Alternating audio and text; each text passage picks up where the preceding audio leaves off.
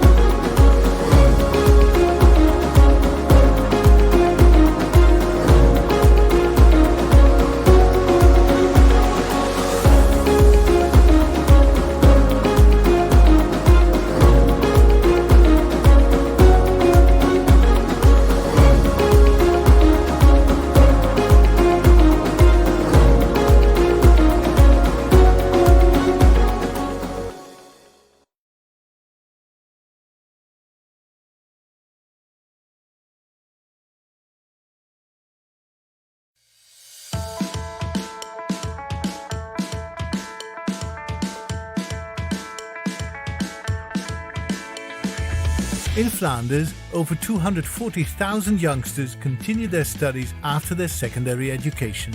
Nearly 15,000 of them choose to study at Vives. Vives is one of the biggest universities of applied sciences, located in West Flanders, a province in the Dutch-speaking part of Belgium and in the center of Europe. Our institution offers bachelor and associate degrees and is part of the KU Leuven Association. Vives has 6 departments and offers a wide range of different study programs. Vives is spread over 7 campuses in 5 historical cities: Bruges, Kortrijk, Ostend, Roeselare and Torhout.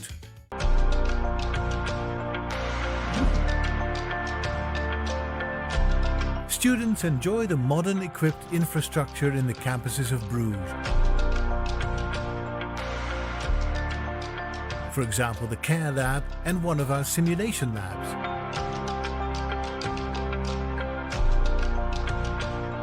This campus hosts also the largest board game archive, with no less than 20,000 titles.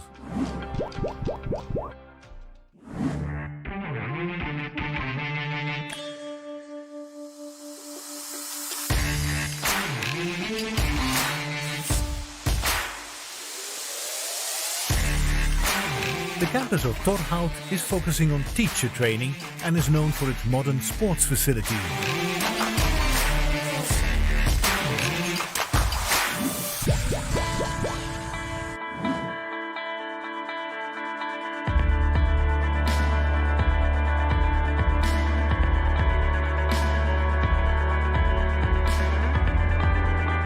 The campus in Kortrijk is the biggest, including, for instance, the Vives Innovation and Research Center, a makerspace and specialized workspaces.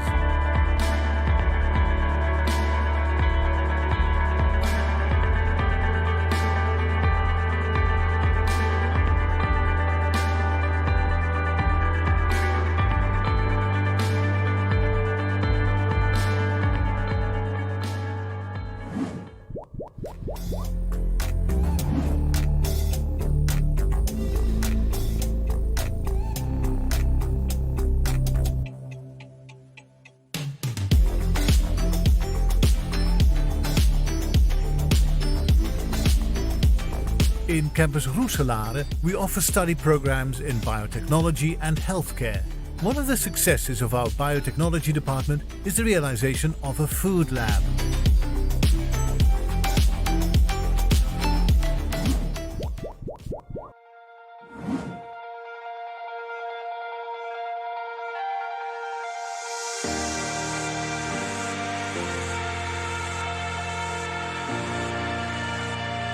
Finally, we have our campuses in Ostend, with specific programs in construction and aviation technology.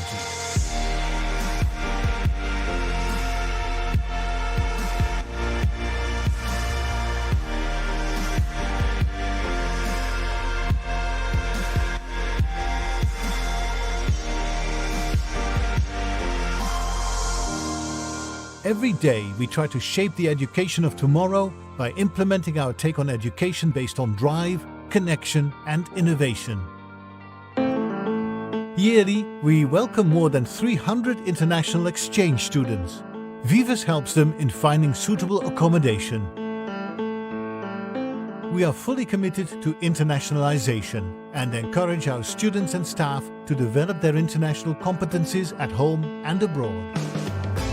In the future, I want to start my own company. I want to run my own company. With Vives, I can do that. I want to be an engineer, and so Vives bring me a lot in both business and technical parts. It was the best option that my university offered.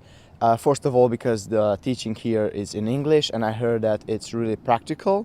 And also the teaching was amazing over here.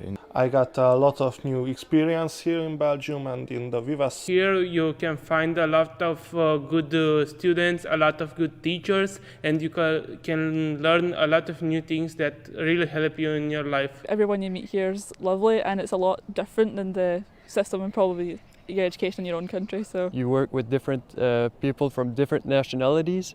It gives you the chance to see different cultures when doing group works. Welcome to Vives. Design your future together with us.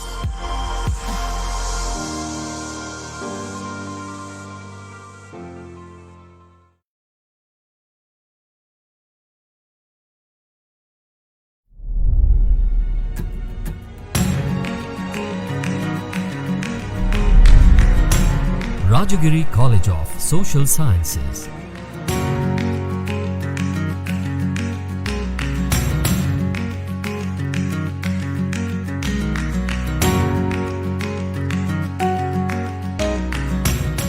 안녕하세요. Welcome to Rajagiri College of Social Sciences, Kochi. The reason why I choose to come to Rajagiri is that this is one of the few premier institutions in India where you get the international professional certifications along with your major degree. Coming here from Kenya was a tough decision to make since everything here will be new. I mean, the land, the culture, the people, food, everything. But since I joined, I've continuously received enormous love from my new friends, and the support of my faculties really made me feel home away from home. When I joined for BBA, RCSS also offered me CIMA UK, an integrated professional qualification program along with BBA. At Rajagiri, the students of business administration gets an exemption for 9 papers along with their annual subscription and registration fee, which is nearly £200 waived off for their CIMA program. Here in Rajagiri, along with BCom Model 2 Finance and Taxation, I am getting certified as an ACCA professional at the end of this course with 9 paper exemptions out of 30. ACCA and CIMA qualifications provide gamut global job opportunities which helps us to work and excel in the global arena. As the world drives ahead to a data-driven future, business analytics is one of the essential critical skills. At Rajagiri, we have expert faculties, both national and international, who help us gain practical exposure in analytics and digital marketing along with BCom Model 1 computer applications. Along with my studies, which is BCom Model 1 Finance and Taxation with Chartered Accountancy, I get to be part of something bigger than textbooks and classes here at Rajagiri. Every year, every member of the Rajagiri family has the chance to be part of many national and international fests hosted right here on the campus. Here we have Splendore, Riddle, Magnic, Zaista, Duty, Euphoria, Inflore, RBL, Rural Sensitization Camp and many more. I am Ms. Jawhara from Syria. I am studying BBA integrated with the SIMA. التعليم ممتاز جدا في الجامعة والمعلمون والطلاب لطفاء وجيدون. Hello, my name is Lini. I'm from Sri Lanka and I study at Rajagiri, and people are very friendly here and I made a lot of memories. Come, join us in this journey to learn, serve and excel. Rajagiri College of Social Sciences, creating leaders of tomorrow.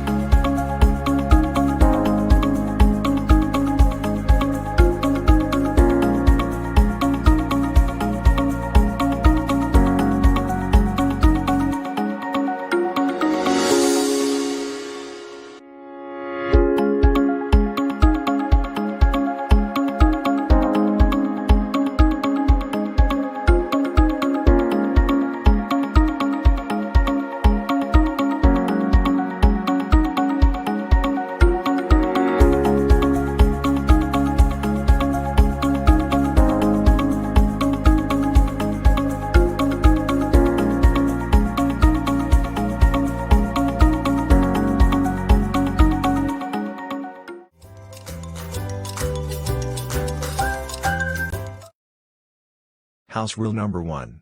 All participants' audio.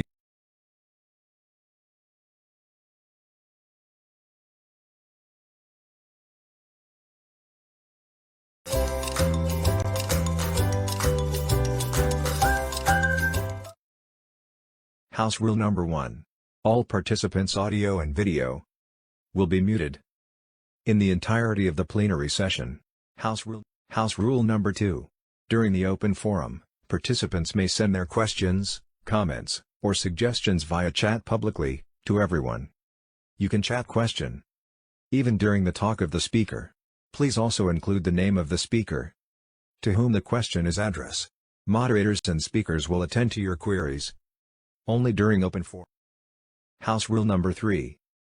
Please observe proper chat etiquette. A. Only post questions or comments relevant to the topic. B. Avoid using capital letters and vulgar words.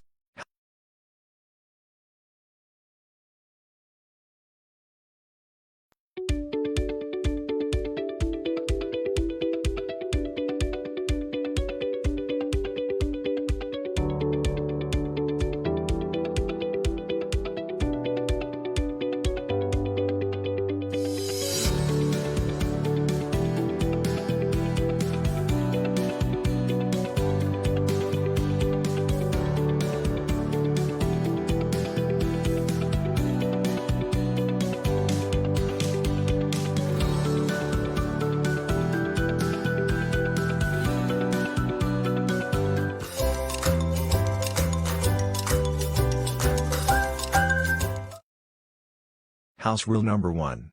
All participants' audio and video will be muted in the entirety of the plenary session. House Rule Number 2.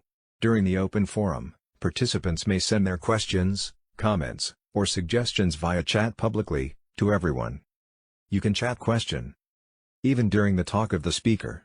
Please also include the name of the speaker to whom the question is addressed. Moderators and speakers will attend to your queries only during open forum. House Rule Number 3. Please observe proper chat etiquette. A. Only post questions or comments relevant to the topic. B. Avoid using capital letters and vulgar words.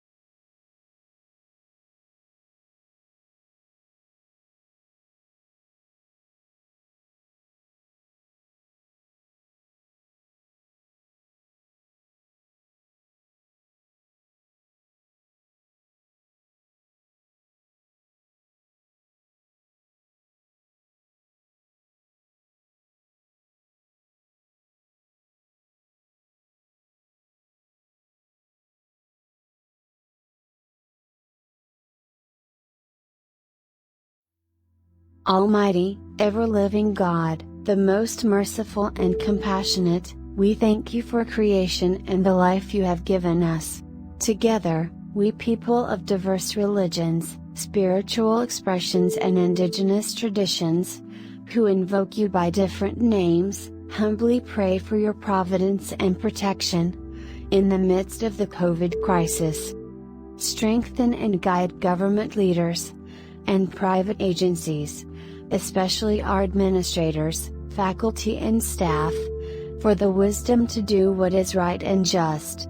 Enlighten the minds of students, that despite the educational limitations in this new normal, they may study diligently and effectively.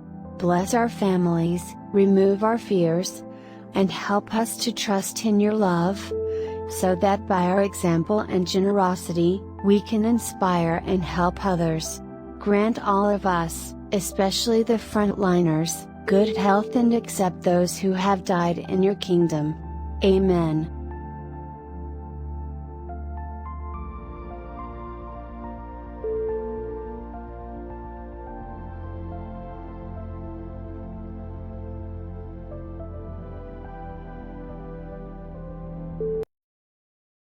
Bayang magiliw, perlas ng silangan, hanap ng puso, sa dibdib mo'y buhay.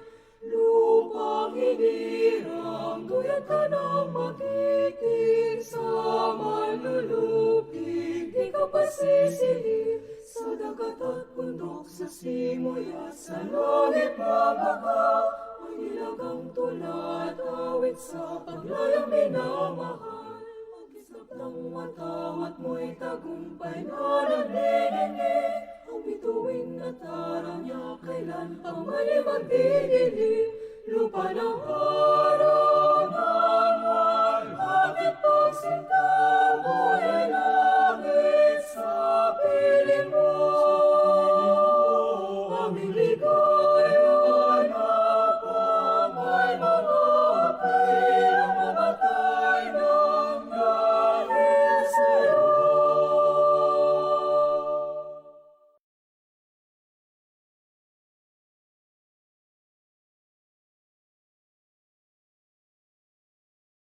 Good morning, mabuhay, and welcome to the first International WebCon on Technology, Research, Innovation, and Commercialization in Entrepreneurship with the theme Breaking Limits, Becoming Seamless in Catalyzing Research and Commercialization, brought to us by no less than Bicol University International Relations Office, the Center for Technology Commercialization and Enterprise Development, and the Startup Incubation and Limitless Integration of Dynamic Entrepreneurial Leaders of Innovation, DOSTVUTBI. I am Joyce Camille T. Sepe, and I will be your host for today. To formally welcome us in this noble undertaking, we have the SUC President 4 of Bicol University. Please all welcome Dr. Arnulfo M. Mascarenhas. Sir? Thank you very much, Camille. To our beloved Undersecretary Ernesto Abella, colleagues from the Daffodil International University in Bangladesh, National University of Kaohsiung in Taiwan, Rajagiri Business School in India, Xixian University in Taiwan, and Vives University of Applied Sciences in Belgium. To our resource speakers, to the staff of CTSED, to the faculty members of Bicol University and partner institutions, friends, ladies and gentlemen, welcome to the International WebCon on Technology Research, Innovation, and Commercialization Partnership 2021. As the premier university in the Bicol region, Philippines, it is our honor to be chosen as the host for this year's international event, which is anchored on the theme, Breaking Limits, Becoming Seamless in Catalyzing Research Commercialization. Given our present context, this two-day WebCon is indeed very timely and relevant, as it brings together a critical mass of academics, entrepreneurs, and industry experts across the globe in a virtual conference on research commercialization.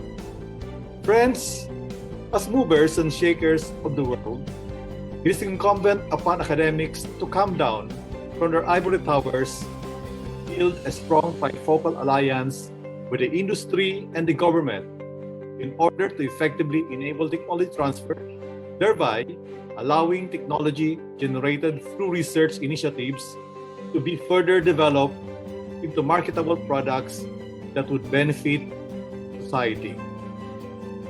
There is no denying that we are living in truly unprecedented times. With the COVID-19 pandemic threatening to derail the world economy, we need to harness the potential of this mutually beneficial partnership to address pressing challenges along health and food security, among others, if we are to chart a sustainable path to recovery from this global pandemic. More than a year into the COVID-19 pandemic, we have become accustomed to the new normal. But with the virus constantly mutating and the possibility of future pandemics is still posing serious threats, we need, in the words of the World Health Organization, to craft a sustainable response to COVID-19.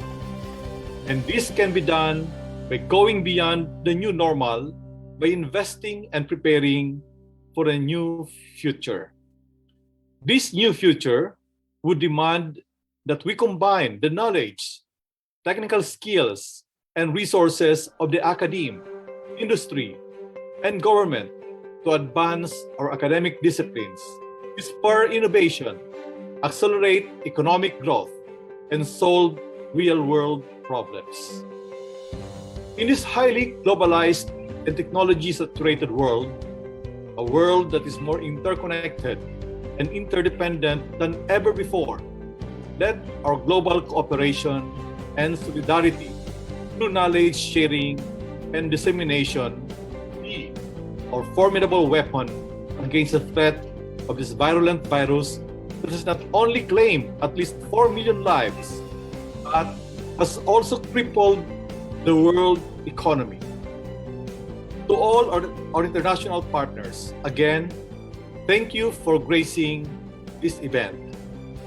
To the United Nations Educational, Scientific, and Cultural Organization Philippines, and to all other partners, thank you for co-hosting this event with us. To all the participants, I wish you a fruitful conference filled with enriching experiences, and may this be impetus for the continued research and technological innovation across various disciplines. Again, a pleasant morning to everyone.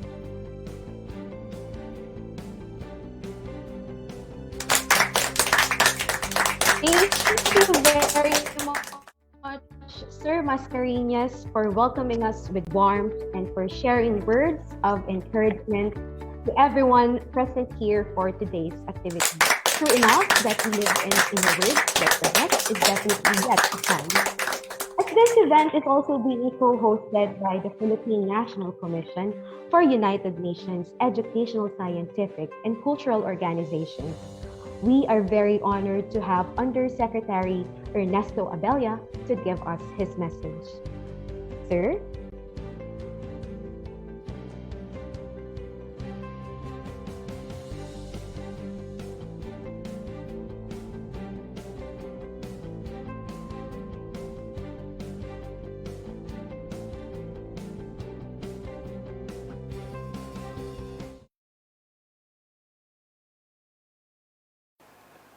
Good morning.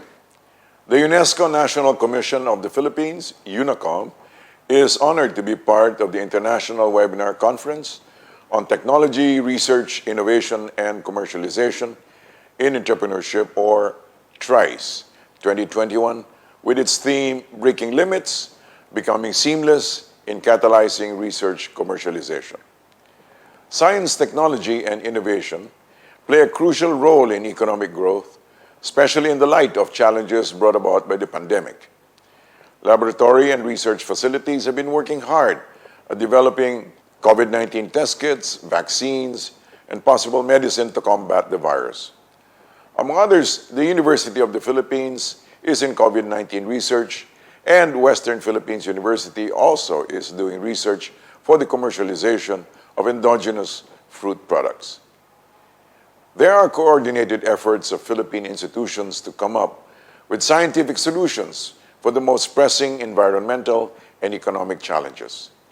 The relevant agencies, of course, such as the Department of Science and Technology, Department of Trade and Industry, National Economic and Development Authority, Commission on Higher Education, Department of Education, Department of Agriculture, and the Department of Information and Communications Technology are all collectively formulating and implementing the Innovation Roadmap as part of the whole government approach to enabling the entrepreneurship ecosystem.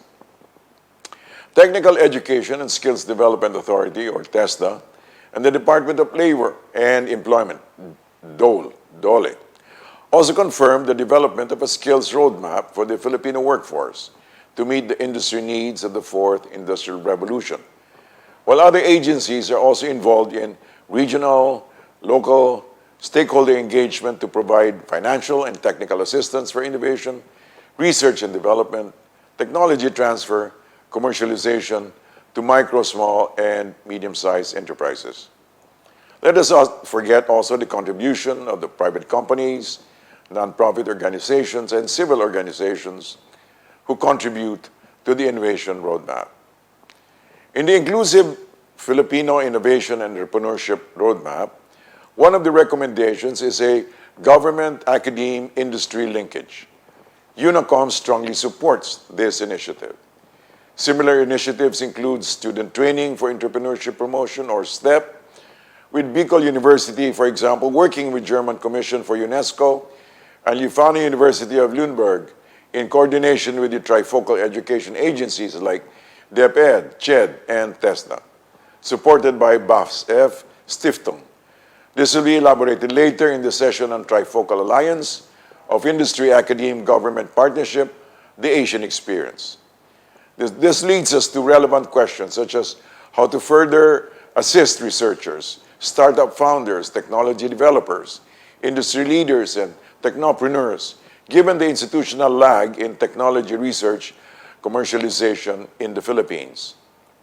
Also, how do we raise the value of research outcome to ensure that it meets the need of the market? Also, are effective mechanisms in place so that the products developed will contribute not just to economic development, but to the improvement of human welfare as well. The bottom lines have now changed from increasing value for shareholders to the wider quadruple bottom line of people, planet, profit, and spirit.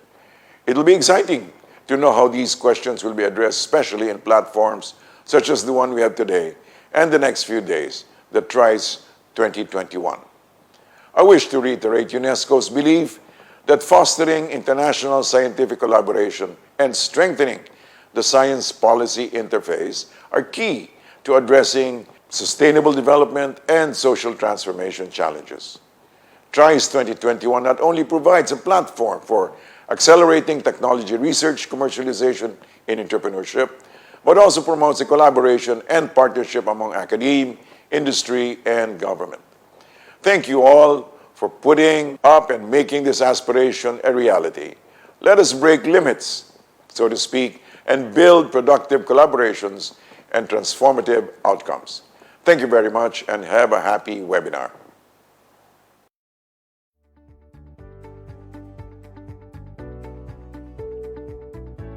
Thank you very much, Sir Abelia, for the inspiration and for the generosity of UNESCO to make this event possible. True indeed that the challenge is staring at us squarely at the face, and we should make the most out of it and explore whatever opportunity is being presented to us. At this point, we shall hear it from our international partners who, without hesitation and despite the circumstances, took the time and effort to partner with Bicol University to bring you this conference. Please all welcome the founder and chairman of Daffodil International University and the first vice president of the Association of Universities of Asia and the Pacific, Dr. Muhammad Saburkan.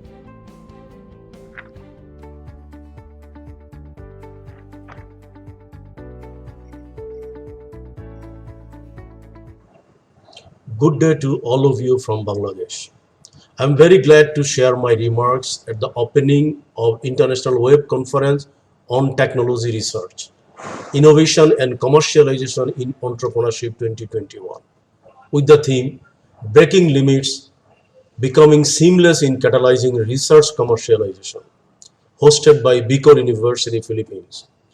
Daffodil International University is glad to be an active co-organizer of this inspiring virtual program. Amidst all the current insecurities, we are optimistic about students and student growth in academic and vocational studies. To help the student, institutions are using the full potential of modern teaching and learning models, and ICT-based teaching learning practices are in main focus. As an inclusion strategy, we are optimistic about catalyzing research and innovation and commercialization of entrepreneurship conveniently through different consequences. Wishing a successful completion of this international web conference. Good luck and thank you.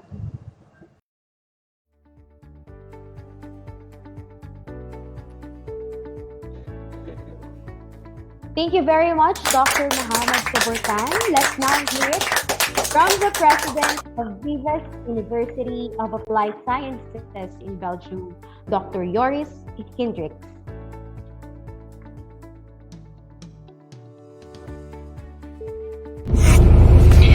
Dear Mr. President of our important partner of the Philippines, dear participants and dear organizers of the 3 days virtual web conference, dear researchers who submitted papers, it's a pleasure to wish you success in these 3 intensive days. You have succeeded in selecting important items, important themes, and you have succeeded in find important researchers and speakers. We are looking for the results, and I'm sure it will contribute to our intensive cooperation between the 2 universities. I wish you success. Thank you. Joris Hendricks, President of Vives.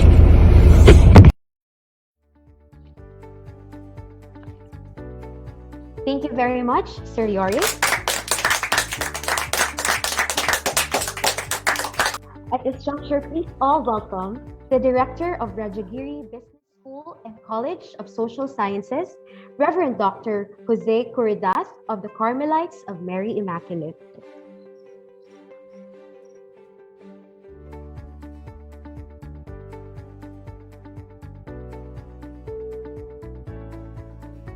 Distinguished participants of the conference, Rajagiri Business School feels very privileged and proud to be the co-host from India for this international conference on technology, research, innovation and commercialization entrepreneurship. I recall that since August 2020, when Rajagiri Business School signed an MOU with Bicol University, Philippines, our joint march towards progress of both institutions has been tremendous. Even in this short span of less than 1 year, several initiatives have been taken through joint decisions.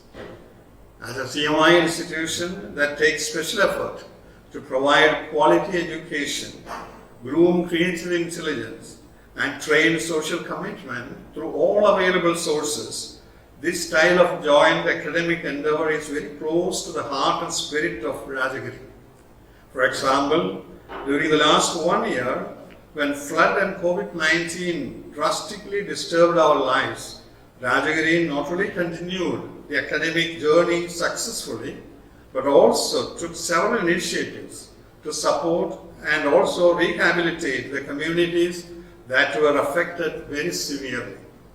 Similarly, I understand that amidst the serious series of typhoons that devastated many parts of Philippines last November, WICOL was similarly committed. It successfully arranged an online seminar in which scholars from Rajagiri also presented research papers. Today, at the inauguration of a new conference, reaffirming our sincere commitment and solidarity with the WICOL University in continuing our combined efforts in the international arena, I wish the very best to this conference and pray for its grand success. May God bless all of you. Thank you very much.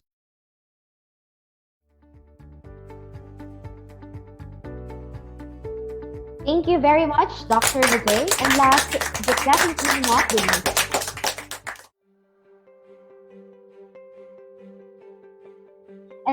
definitely not the least, we have the President of the National University of Kaohsiung in Taiwan. Please all welcome President Yue Tuan Chen.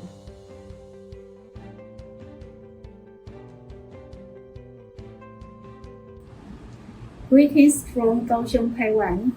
This is Evan Chen, the President of the National University of Kaohsiung. On behalf of NUK, I would like to express my deepest appreciation for inviting us to co-host the TRICE 2021. It's our privilege to be able to work with WICOL University. This international virtual conference has brought together distinguished experts, researchers, innovators, technology developers, and startup founders to share their expertise and research outputs on a wide range of areas. I believe this conference will inspire every participant and make technology commercialization flourish. At last, I wish you all the success in the following 3-day conference. Thank you very much.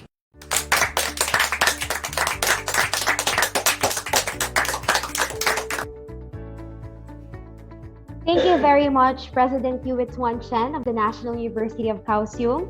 And thank you to our partners from around the world for your expression of support for the first TRICE conference.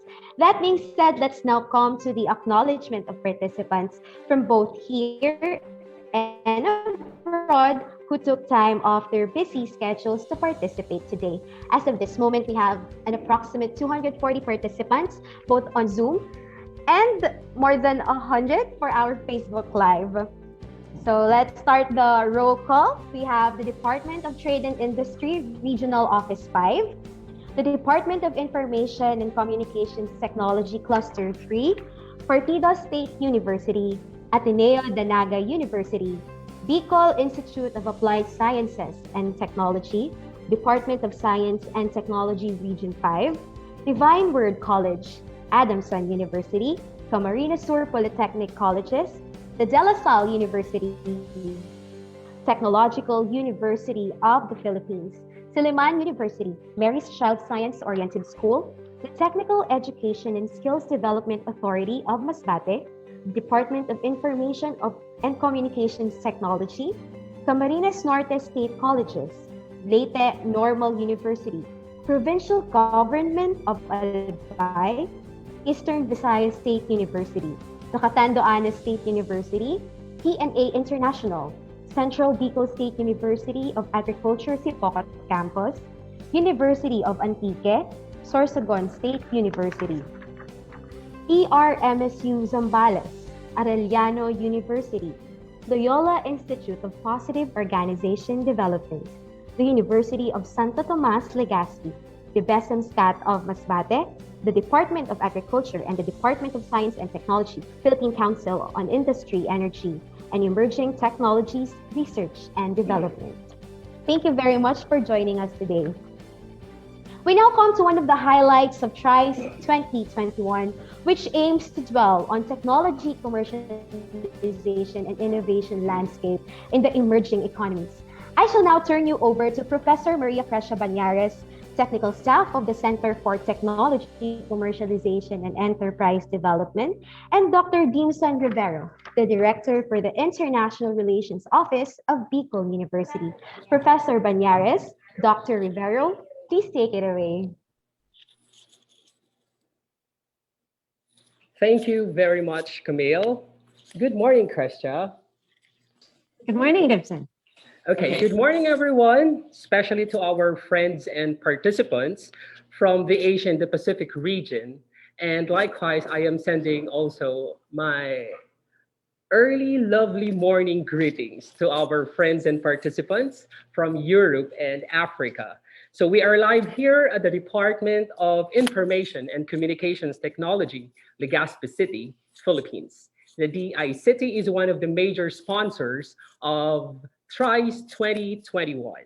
My name is Dimson and I am with Crescia for the fireside chat with our adept and able, or should I say, seasoned speakers from Belgium, India, Bangladesh, Taiwan, and of course, the Philippines. You're right, Dimson. We are so fortunate today to have the opportunity to interview our world-class speakers on the topic technology commercialization and innovation landscape in the emerging economies. This 45-minute fireside chat is one of the highlights of this year's International WebCon on technology research, innovation, and commercialization in entrepreneurship with the theme Breaking Limits, Becoming Seamless in Catalyzing Research Commercialization. The TRICE 2021 is hosted by Bicol University through its International Relations Office, Center for Technology Commercialization and Enterprise Development, and of course, the DOST or BUDOST TBI Silly Delhi. This is also co-hosted by the Philippine National Commission for UNESCO and in partnership with Bicol University's global partners. We have the Vives University of Applied Sciences in Belgium. We have Rajagiri Business School in India, Daffodil International University in Bangladesh, and the National University of Kaohsiung in Taiwan. The TRICE 2021 is also in association with the Albay Chamber of Commerce and Industry, the Department of Information and Communications Technology Cluster 3, the Department of Agriculture Regional Office 5, the Department of Science and Technology Regional Office 5, DOSTP Sherd, the Department of Technology, Trade and Industry Regional Office 5, the 2nd Congressional District of Albay, the Provincial Government of Albay, Aqua Bicol Party List, Rotary Club of Legazpi, and 3 events. All right, I believe we are all set for the fireside chat. All right, let's bring it on, Crescia.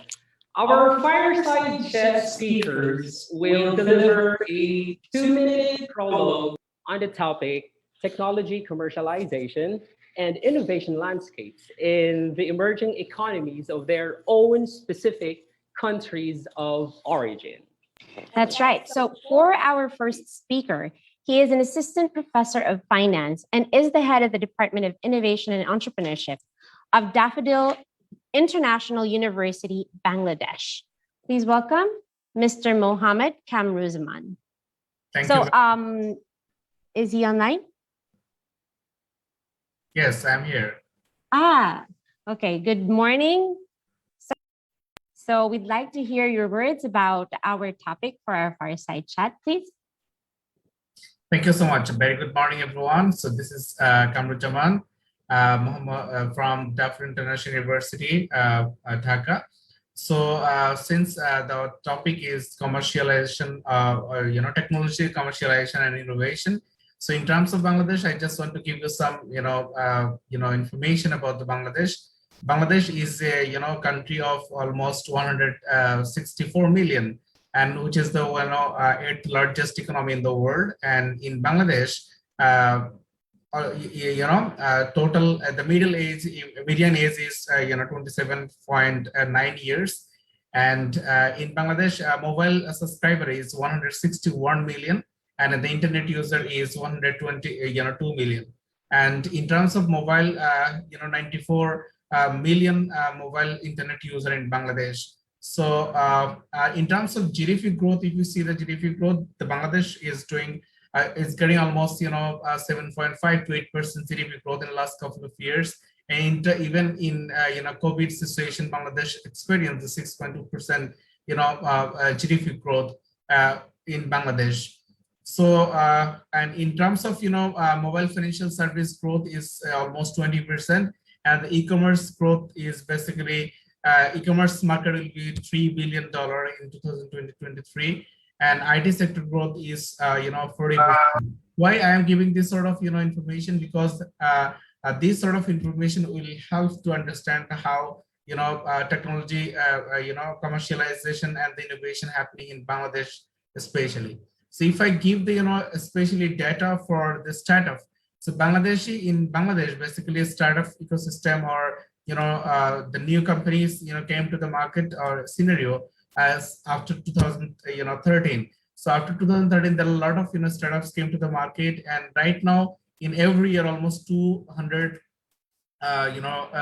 startup came to the market, is coming to the market, and mostly technology driven. They're using the technology for providing the different type of services and producing the goods for the Bangladeshi people. So in Bangladesh, in terms of Bangladesh, if we see the technological issues, the commercialization, there are a lot of tech driven companies came to the market. As I said, every year 200 plus companies is coming to the market. Almost 100 plus startup is doing fine right now. So if we see there are a lot of different type of companies coming to the market, like fintech companies. There are a lot of fintech companies coming to the market. There are a lot of double tech companies coming to the market. There are a lot of e-commerce and retail coming to the market, and agri-tech companies coming to the market, edu-tech companies coming to the market, and health tech companies is coming to the market. There are some others, digital media content companies, logistic and mobile and software, and development companies coming to the market by the time to time. So what is the indication of this? It means that there are a lot of the companies is basically coming lately. They are basically tech driven companies. So and they are actually able to commercialize the tech in Bangladesh, especially. Bangladesh is the developing countries. We have a GDP of 385 billion dollar. It is 49th according to the World Bank right now, and it will be the 30th largest world economy by 2030. So what will drive this Bangladesh? That will be basically the technology and the innovation, especially. And these startups is basically taking the charge, and they are actually leading from the front to commercialize the technology. And that is what from my side. Thank you. Thank you very much, Professor Mohammed Kamruzaman. And our next speaker, Kresha, is the coordinator of the Expertise Centrum for Business Management of Vives University of Applied Sciences in Belgium. Help me welcome Dr. Stefan Wimmis. Sir. Good morning, everyone. It is still night here in Belgium, so I'm going to speak a little bit quieter because my wife and my children are sleeping upstairs. That's so I will lovely go to hear in that. further detail on how we are transferring technology and knowledge from research centers to the private sector in my keynote speech later on today. But as a small introduction, I think here in Belgium, as everywhere else, the triple helix idea of innovation is very crucial. So as research institutions, we can play a crucial role in knowledge dissemination to the industries and to the society at large. So I believe that we can see it as one of our primary missions, apart from providing excellent education, research and innovation. But as research institutions, we cannot do this alone. And we need backing from the government, not only in terms of financing, so that we can reserve part of our research staff's time to knowledge diffusion activities, but also in terms of knowledge creation. Industries and societies, they need to be made aware of the innovations that take place and that are created by academia.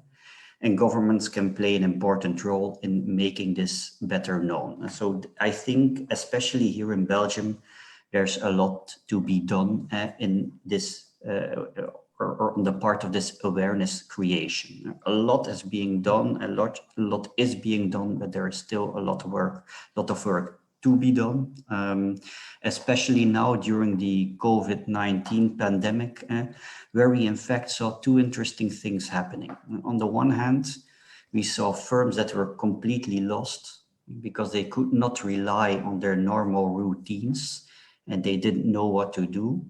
And some of them just temporarily closed down because they saw no alternative but to wait until the pandemic was over. On the other hand, I also witnessed completely the opposite.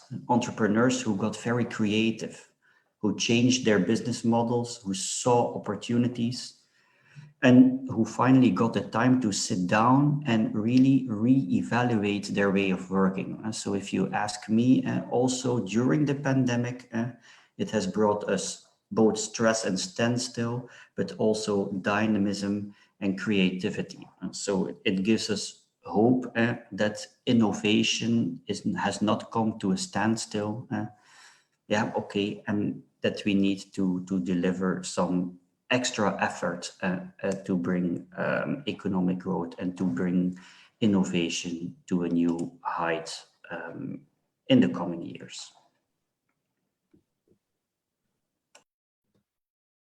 Wow, so much insight already from our first two speakers. Thank you so much, Mohammed and Stefan. So let's continue with our third speaker. We have Assistant Professor of Operations of Rajagiri Business School. Please welcome Dr. Neetha J. Eapen.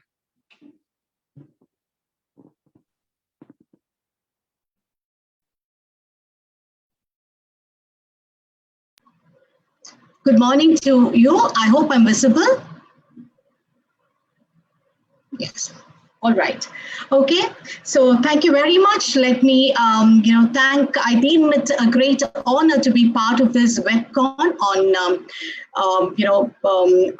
that you are organizing. And I also see this as a very humbling experience to be part of, a very illustrious, audience and set of panelists, I would say.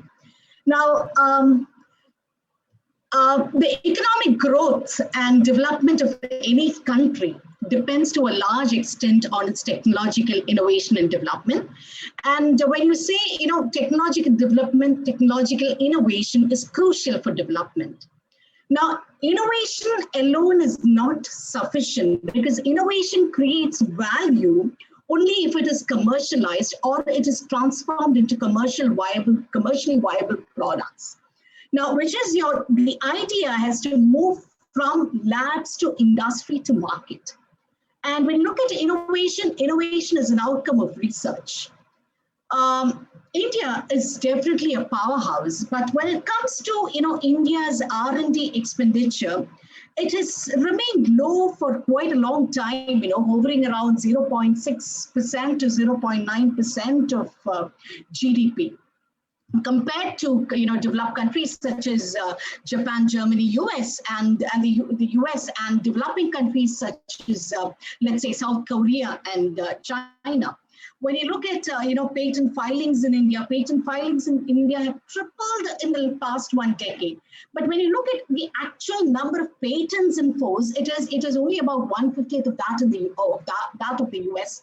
And India is, 24th among countries in terms of patents in force. So we have a long way to go. And when you look at the R&D expenditure, most R&D expenditure in the country comes from, the government.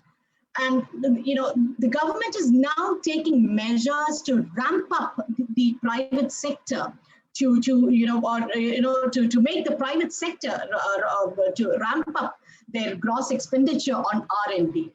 Now, the public funded R&D institutions, we have, many of them like the ICMR, which, during COVID time, ICMR has been doing a lot of research on vaccines and all that. DRDO, ISRO, CSIR, ICAR have been the main source of technological innovation and transfer. And India has had a long history of success stories coming out from these research organizations. Now, we're one among the top, or the largest economies in the world. But when you look at, things, the situation here, we have a dichotomy in India. On one side, we have huge unmet needs for affordable healthcare, agriculture, pollution, etc. And on the other hand, we have what is called demographic dividend, which is we have a young population, a large pool of young technology enthusiasts and innovators. Now, this positions Indian startups and companies to collaborate to develop technological solutions for addressing social issues which are plaguing the country with the potential to scale up. We also have a government today which is desirous of of enabling an environment conducive to economic growth and development. To name a few initiatives by the government, we have something called, a Make in India initiative, a Startup India initiative, a Digital India initiative, etc. Now, the main objective behind all these being to facilitate invention, protect IP, foster innovation, and build infrastructure for the country. And in recent years, India has experienced phenomenal growth when it comes to innovation landscape. As most of you might know, India has a third largest startup ecosystem in the world. And there are over 55,000 startups in the country, and close to 1/5 of them are tech startups. I think with this, I'll wind up my intro and then speak more as the session goes on. Okay, I strongly agree with you, Dr. Nitha, that innovation is really a product of research, right? And thank you very much, Dr. Nitha, for shedding light on the technological advancement and commercialization in the lens of India. And our next speaker is an associate professor of the Department of Applied Economics of the National University of Kaohsiung in Taiwan. Help me welcome Dr. Shimin Shi. Good day, everyone. I'm Professor She from the National University of Kaohsiung in Taiwan, and it's a great pleasure to participate in TRICE 2021. I think to have a general outlook of the innovation landscape of Taiwan, I would like to mention a number of indicators. Okay, the first one is that in 2019, we are ranked the 4th in the world by the World Economic Forum in the innovative ability in its World Competitiveness Report. And in the same year, the total R&D spending in Taiwan is $22 billion, and it was growing at an average annual rate of 6%, and which is a rate higher than our economic growth rate. So therefore, the ratio of R&D spending out of GDP is growing as well. It is about 3.49% of GDP, which is relatively high globally. And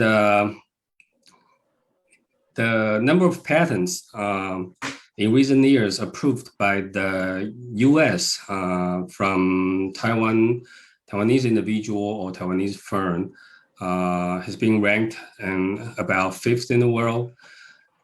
And the last indicator is that the number of successful commercialization cases out of all patents is about 0.3% in recent years.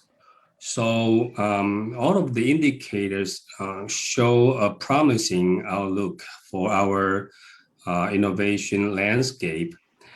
However, I think there are still some concerns about the future prospect of the innovation and the commercialization of technology in Taiwan. And first one is that according to some studies, the research spending software and information service is relatively lower than that on hardware in Taiwan, so which is likely to undermine the future competitiveness of Taiwan on areas like AI, big data, IoT, or cloud computing. And the second concern is that in terms of the technology trade, Taiwan is still a net importer of the technology trade. According to a number, it's around 0.2 to 0.3. So that means we are importing about 3 times to 5 times more than we exporting our technology. So compared to the indicator I mentioned earlier, that might imply that most of our technologies are either non-critical or not commercialized yet. So, which is another concern for Taiwanese innovation. Okay, and the third concern is that there's an outflow of domestic talents in recent years. And I think the last concern I would like to mention is that there are still many difficulties or problems to be overcome in terms of the alignment of interests of private and public sectors in the area of commercializing new technologies. And I will come back to this point later in this session. But in short, the industries or firms in Taiwan are very good at the so-called process innovation, which decreases the cost or improve the quality of their product. But in order to generate new values or to take the industry to a higher level, actually what we need more is the product innovation. But this part is largely done by research institutions or universities in Taiwan. So there's a problem of how to associate those two sectors in order to commercialize those technological advancement in terms of the product innovation.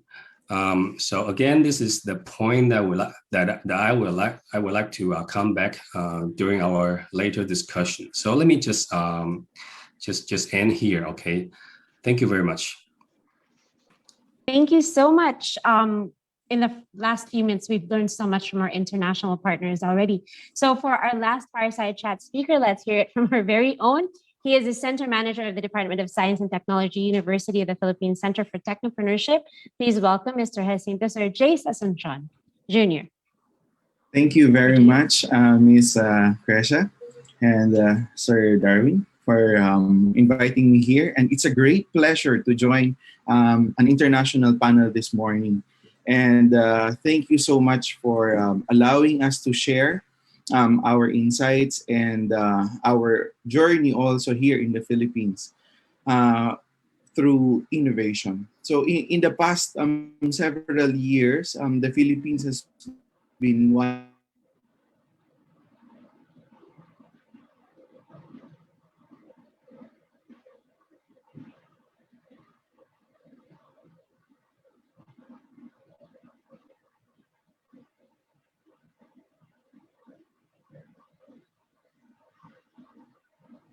Okay, I think Sir Jace is having some technical difficulties, but can he be heard?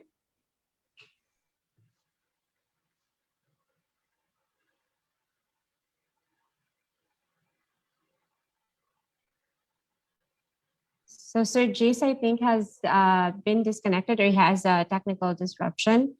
I think I guess it's okay for us to proceed. Yes. And is it okay, Sir Jace, if we could go back? Yeah, we can just Yeah, let's just go back.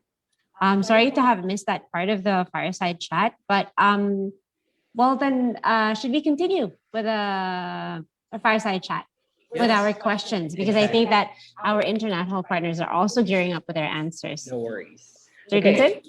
I believe we are all set right now, and without further ado, okay. Yes. Sorry, That's great. there No worries, is sir. a small disruption in the connection. But yeah, You may as continue, I, sir. as I was saying, that our Southeast Asian neighbors are looking at the Philippines as one of the biggest market for Southeast Asia, being representing at least 20% of the ASEAN market, Southeast Asian market, with its population of 105 million. And with this, our neighboring countries are actually collaborating and working with us in creating our startups composed of 10 co-founders, one from each country, so that we will be able to access the whole Southeast Asian market. And in the recent startup genome, the Philippines has been accounted also to be strong in fintech. And true enough, the pandemic has pushed almost everyone to go online in terms of their shopping and in terms of their procurement. We have gone, payments has gone online, and houses have been like the doorbells have been ringing every 30 to like every 2 hours because of the deliveries. And we have somehow answered and created a new way of logistics for the deliveries of these important goods, as well as some of even the like the agriculture and other far-flung areas has also um, migrated online, as well as even our healthcare. We have also these online consultations that has been shared and has been done.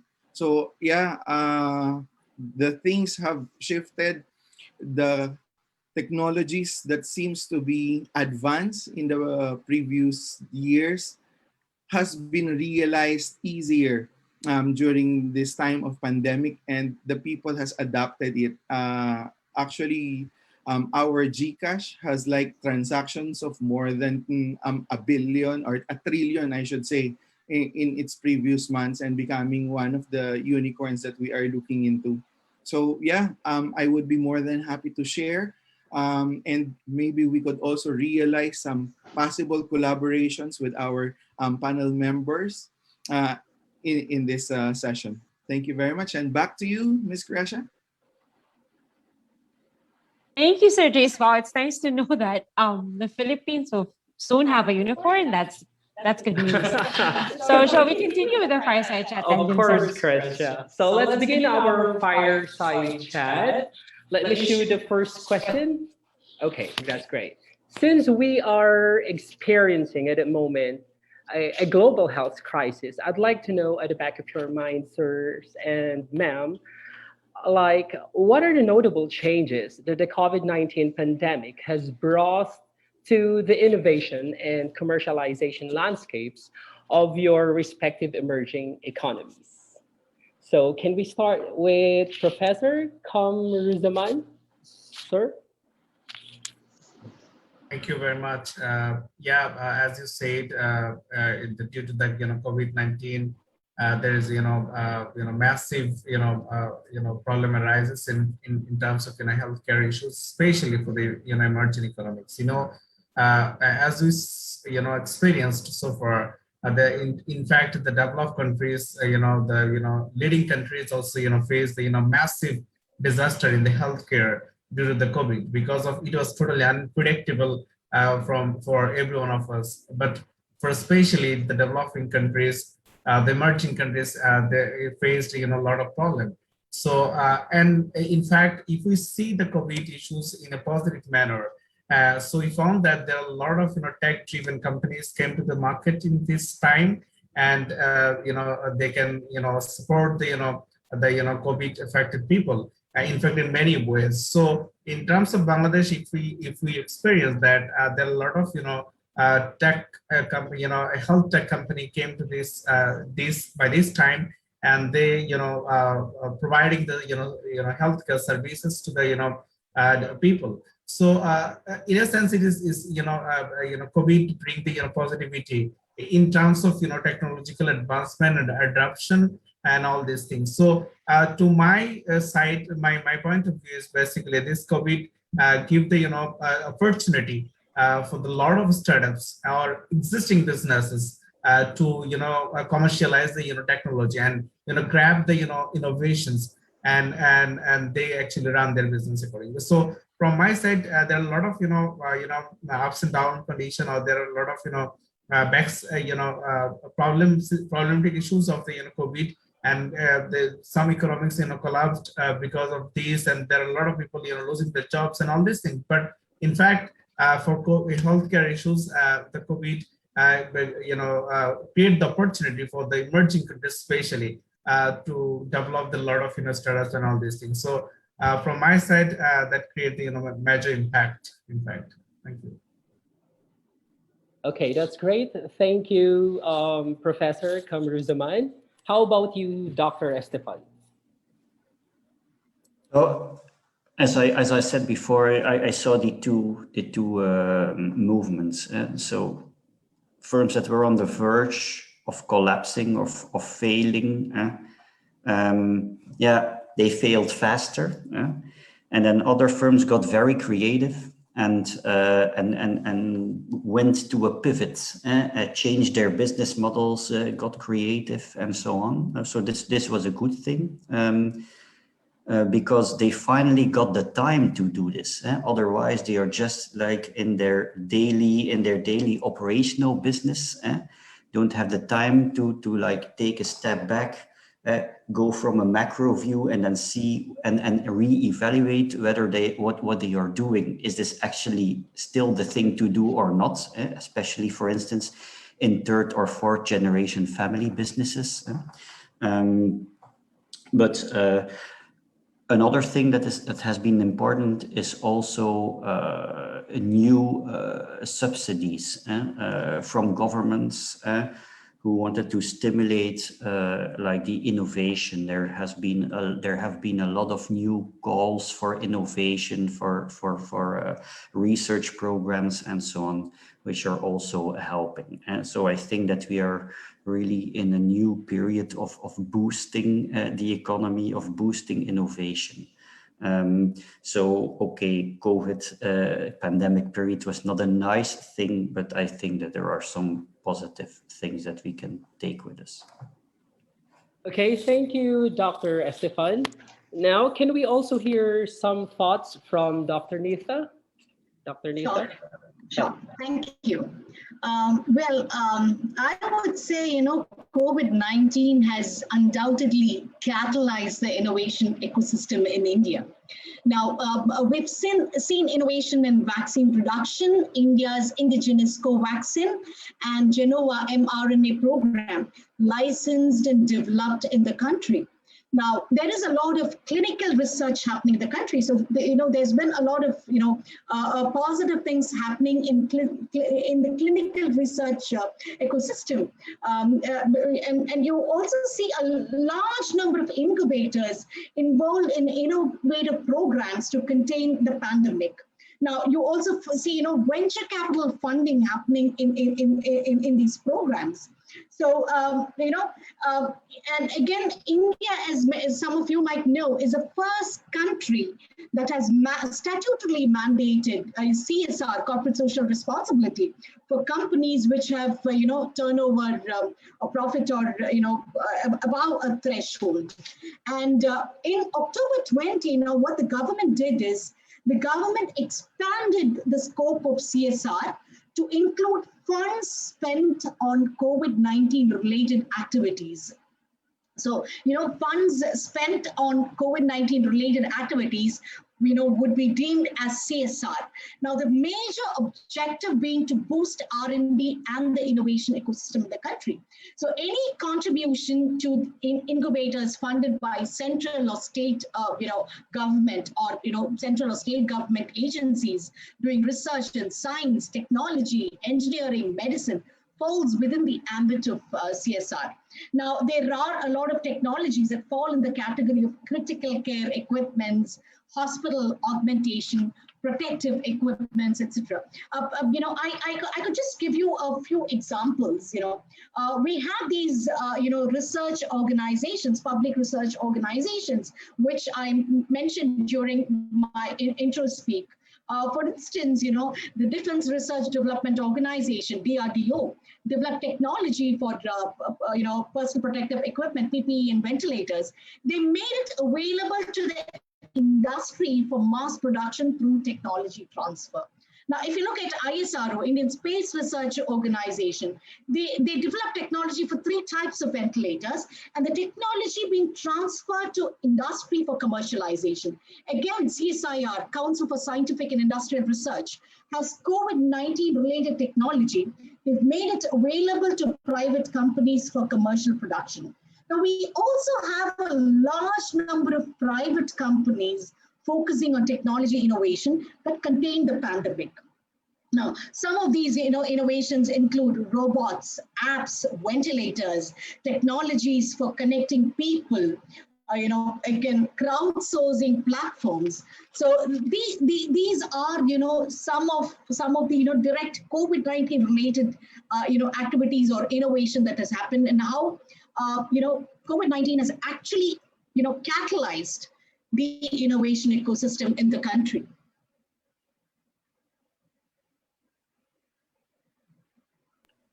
Okay, thank you very much, Dr. Nisa. And now, what are your thoughts about this, Dr. Shimin? Yes, I think I would like to mention 2 points about how the COVID-19 pandemic affect the innovation or commercialization of technology in Taiwan. I think the first one is that in order to deal with the pandemic, I think not only in Taiwan, but also the whole world is trying to increase the flexibility in labor market, especially we want to come up with some more creative or more flexible way of working. And I think that sort of turned the attention of the research institutions or the industry as well to the somewhat more related areas such as the digitization or digital transformation.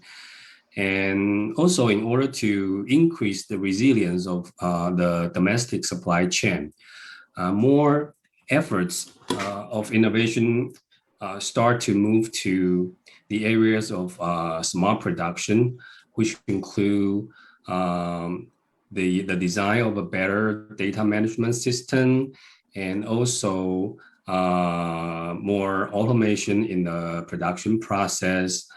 And another related topic is how to strengthen the information security because many people are now working from home. So it's important to have a secure, working environment and the system of the information exchange and so on. And of course, in Taiwan, we also put some more emphasis on the biotech industry, because this industry is relatively new for Taiwan. So we started working on coming up with vaccines and medications or treatment of the current pandemic and also possible future contagious diseases. And the second point I would like to mention is that the pandemic also give rise to several applications of technologies. For example, the use of AI, big data analysis, and cloud computing in Taiwan.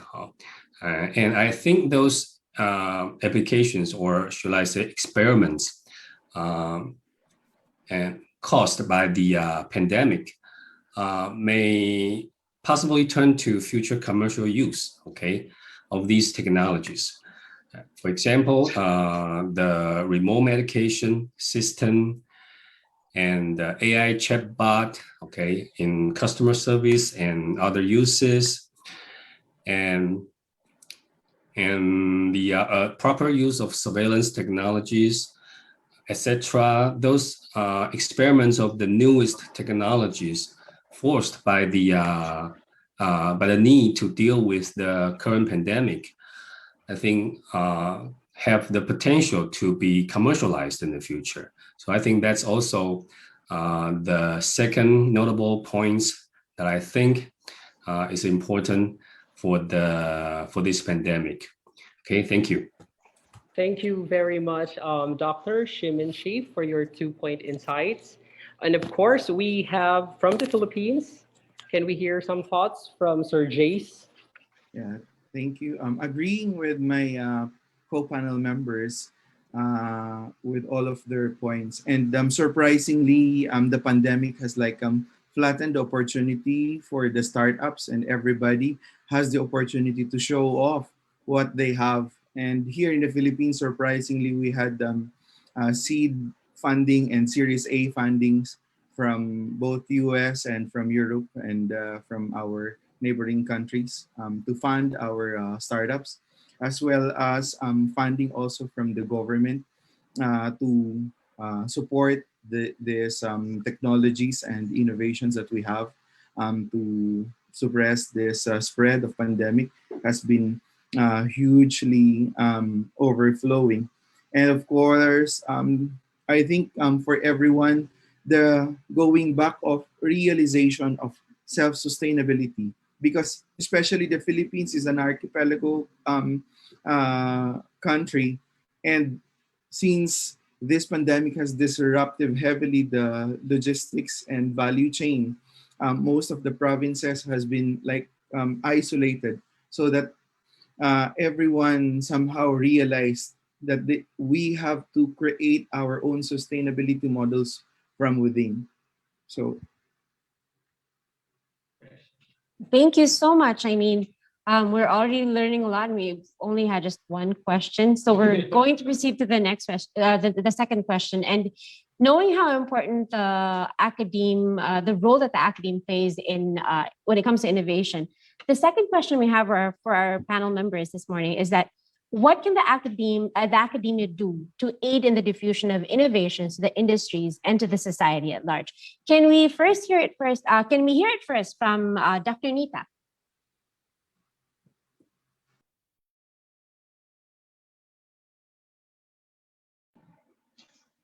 All right.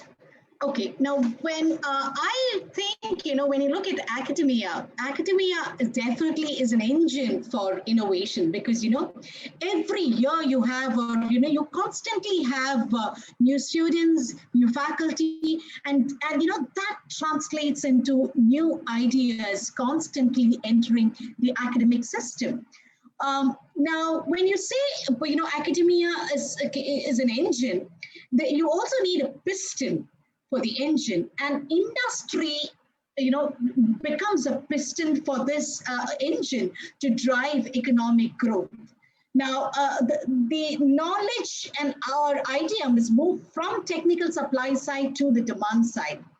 Now, what usually happens, at least in the Indian context, when you look at institutions, it is not that research is not happening. There is a lot of research that is happening. But most of the research that is happening could be in basic or fundamental research. Whereas industry needs development or applied research. Something else, another difference that you may find is in their value chain itself. What drives industry? Industry is driven mainly by its bottom line and gaining full IP rights. Whereas when you look at academia is motivated by pursuit of basic research, publications, educating students, and also often full IP rights. Now, the role of universities is, academia has to be much broader than generating patents or publications or licenses. So what should happen is there must be greater collaboration, between academia and industry. Academia must reach out to industry and play a proactive role through collaboration to enhance the importance of applied research. That is very crucial.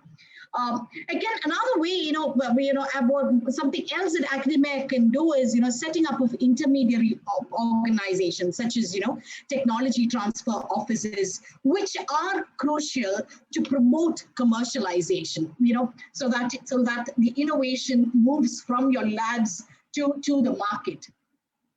Other forms of intermediaries could include spin-offs, incubators, research centers, startups, etc. Now, how do these intermediaries help? These intermediaries, play the role of, consulting, brokering, mediating, and also, could provide resources. And what happens as a result is, they accelerate diffusion or the commercialization process. Now, unlike developed countries, at least to a small extent, there was lack of policy to support commercialization of technology in India for some time. Now, however, today things have changed. Academia is today increasingly involved in commercialization of their research, either by starting new firms or patenting, licensing their technology solutions for technology platforms. Now, you find a number of incubators and accelerators cropping up in institutions. They nurture entrepreneurial talent and spirit, and take IP developed in research to commercialization. They also, now we also have academia offering entrepreneurship education to promote that, entrepreneurship talent. Again, something else that may be crucial is alumni funding, along with mentorship. Maybe students could intern in these startups. So deferred placements. These are some of the things which academia can do to promote innovation and commercialization. Thank you. Thank you so much, Dr. Neith, for that insight. What about from Dr. Chimin? What are your thoughts on this? Oh, yes. I think there are at least two levels about this question. I think for a higher level, I agree with previous comment that the academia need to work with both the private and the public sectors in the diffusion of technology and innovation. And in other words, those three parties have to work together to support a strong entrepreneurship ecosystem in the society or in the economy. So at least for the side of the academia, I think first thing that they can do is to maintain and keep a constant dialogue with the society. And the second is that try to develop a mindset that an important part of the research contribution is not just the research itself, but also the practical use or the practical value of the research. And the third thing is that the academia can also try or put some effort to build or establish some incentive system within their institutions in order to encourage the commercialization of the research finding. I think the second level is that on its own, the academia institutions, including research institute or universities, should first build an open and easily accessible platform from which everyone in the society is able to learn about their research findings. I think that's the starting point. And also, the academia should try to find more flexible ways of promoting new technologies. And another important thing is that the academia should try to make the management of intellectual property right transfer more efficient, and especially in the areas about the evaluation of the new technology, and also the things like the determination of royalty, okay? And they should be more efficient on those areas. And I think the last thing I want to emphasize is that the academia, especially the universities or colleges, have a special responsibility of the science popularization. Now, this is a very fundamental work, but a successful science popularization can facilitate common understanding of technology advancement. So therefore, in the long term, helps a lot the diffusion of technology and innovation. And it's going to take a long time and great effort, and it's going to have positive spillovers to the economy. So this is something that I think the academia, especially the publicly sponsored part, should do, okay?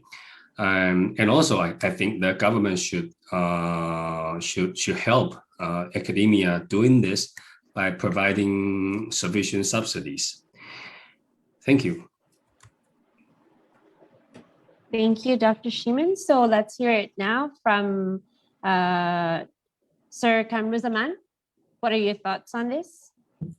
Thank you very much. So I do have, same point of view with, Professor Minshi and Professor Nita. So, but in terms of, Bangladesh, academia and industry both, do have some role, specific role to be performed to, commercialize the, technology and innovation. So especially there is, we know there is, clear gap between industry and academia. So, but still the academia and industry both are trying to, reduce the gap. So here is the, the major role should be performed by the, industry, because as we said, the innovation will be come from the university lab, but the idea to make it the commercialize, that responsibility mostly depends upon the industry. So if industry responds positively and industry collaborate with the university especially, and then we will be able to see the ultimate outcome.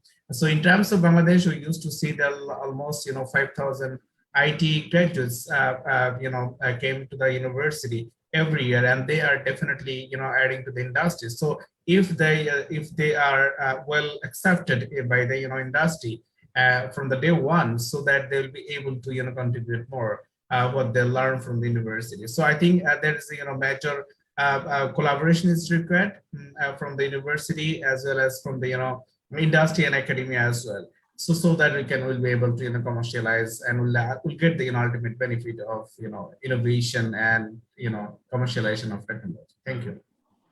Thank you. So what about from the point of view of the Philippines? Let's hear it from Sir Jace. Sure. Agreeing with my panel members, and like what we are doing, I think in the Philippines, we should be sharing also with our friends that we have this program of industry academe collaboration, where the industry gives the problem to the academe and the government funds the research for that creation of solution. We call it cradle projects. So I think from this practices, we are being able to create a faster roadmap of commercialization of our R&Ds from the academia.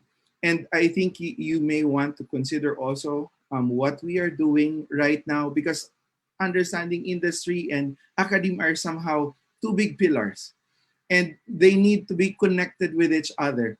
And what they are doing right now is getting like a third-party person or association who is on neutral grounds, connecting and understanding how the academia speaks of its language as well as industry, so that this process helps the academia fall in love with how the industry creates or answers its challenges. Now, somehow I am not just working for the University of the Philippines, but actually I'm a shared asset of several universities, which I am doing right now in connecting the industry partners to this academe, and somehow I connect to them. How will this industry challenge fit to the academe insights of research and development, and how to convert the research and development into the baseline of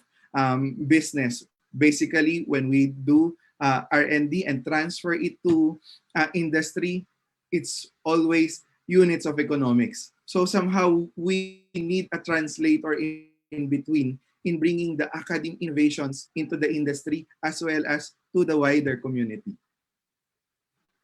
Thank you. Thank you. Totally agree with you. So we've all heard their insights on the on the Asian perspective. What about in Europe? How does the academia aid in the diffusion of innovations to the industries and the society at large?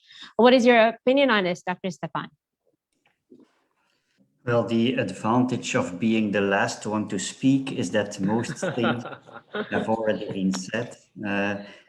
It's also nice to see that wherever we are operating in academia, situations and contexts are mostly the same. So I can agree with everything that has been told already.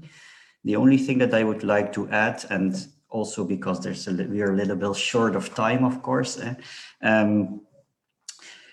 is that this collaboration and this knowledge transfer to the industry should really be a KPI of academia, which is, at least in Belgium at this moment, not really the case. So you have here the publications and so on.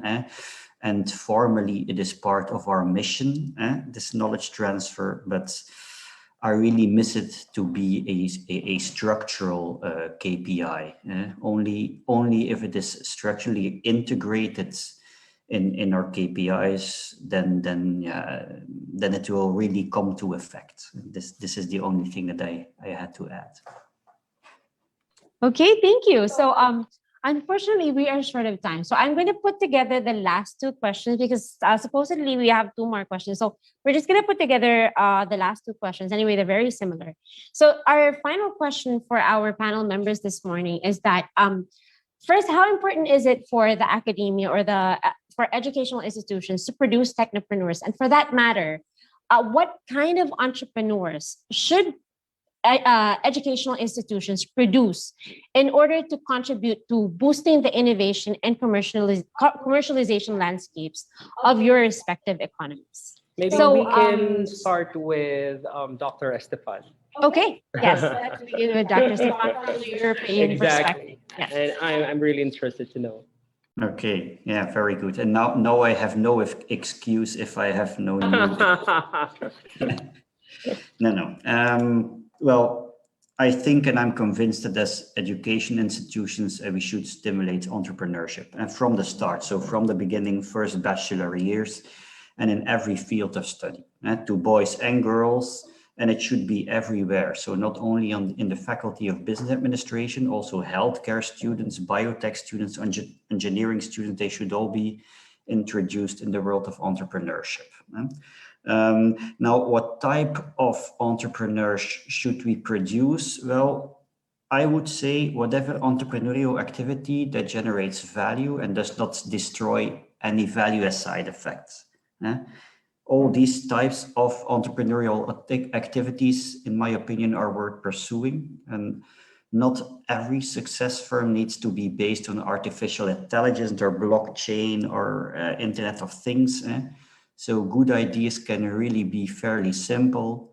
As long as they create value, it's okay from my perspective.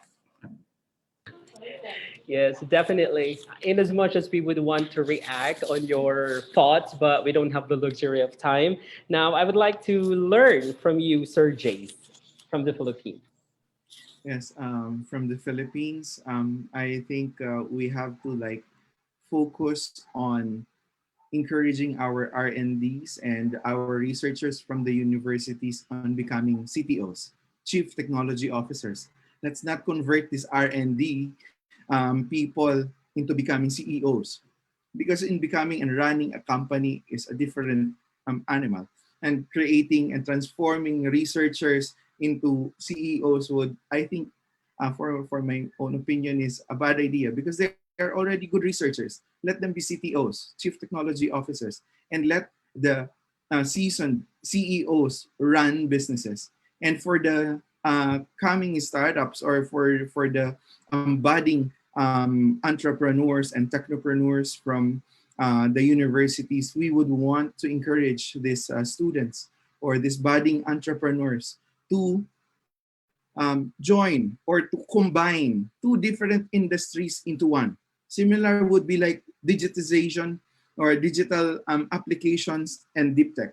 Can you just imagine if we can somehow combine deep tech of genetics and food sciences with digitization?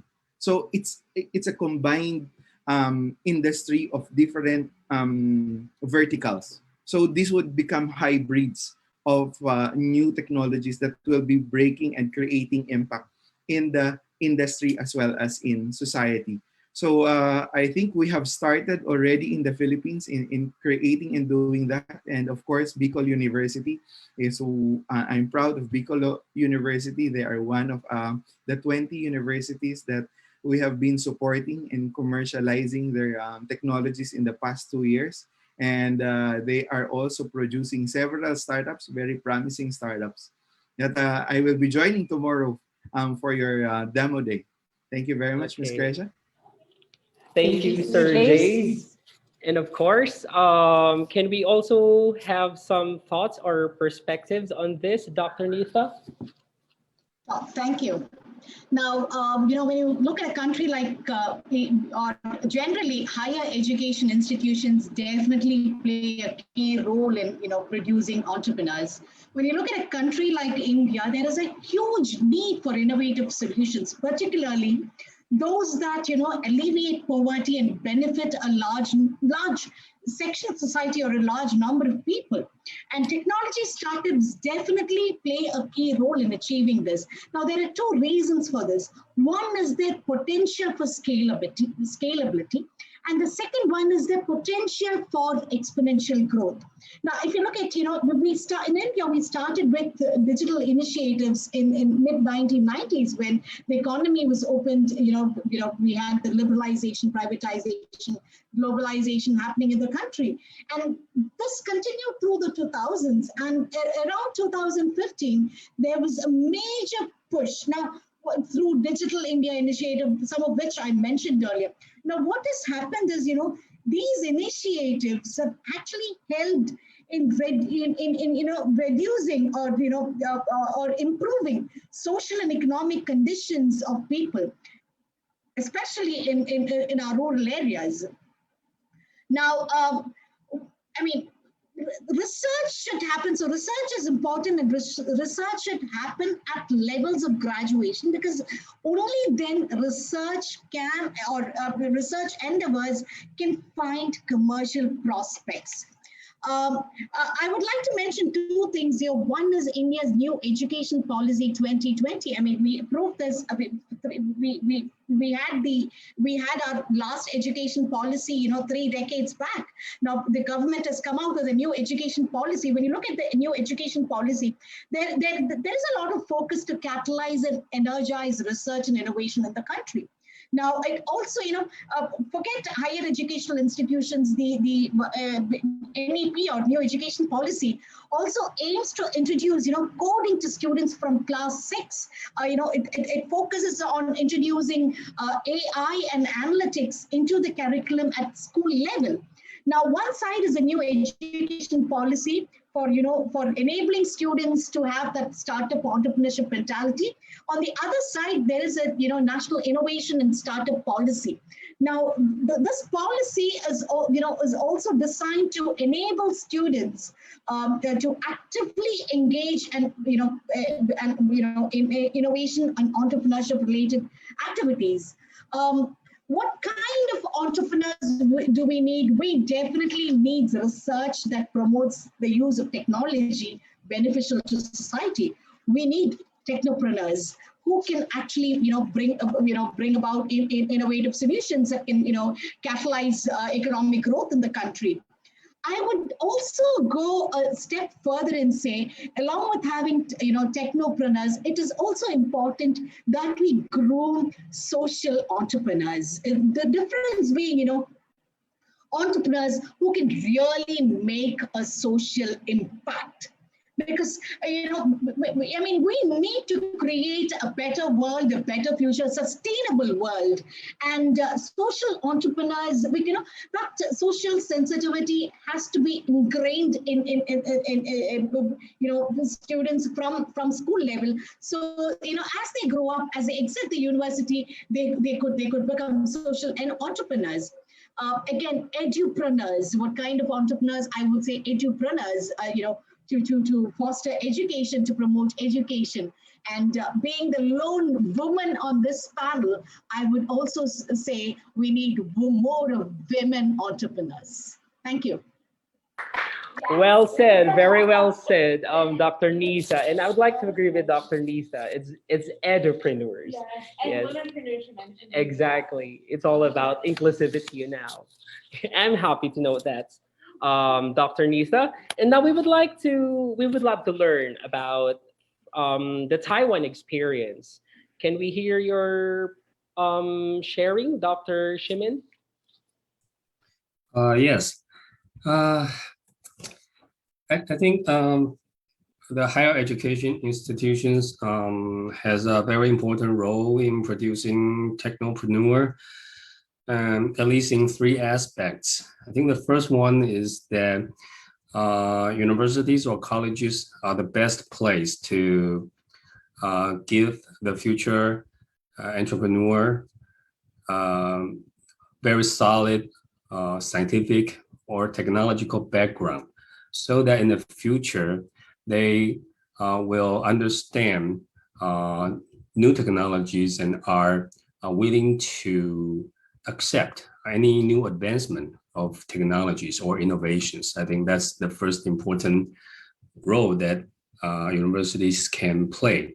And the second is that I think the university should think seriously about adjusting their curriculum or classroom design in order to give the future entrepreneurs more opportunities and time when they are in colleges, testing their ideas, or to try to save their time on the future trial and error. I think that's the second thing the university can do.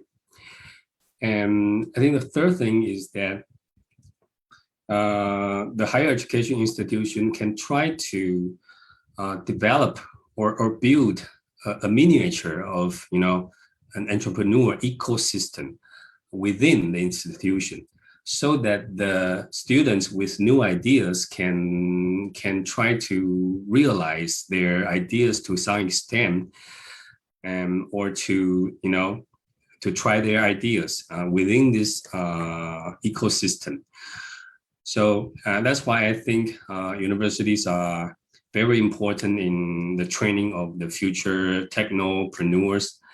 And what types of entrepreneurs should be trained by academic institutions? I think, first of all, in Taiwan, we would like to see new persistent entrepreneurs showing up.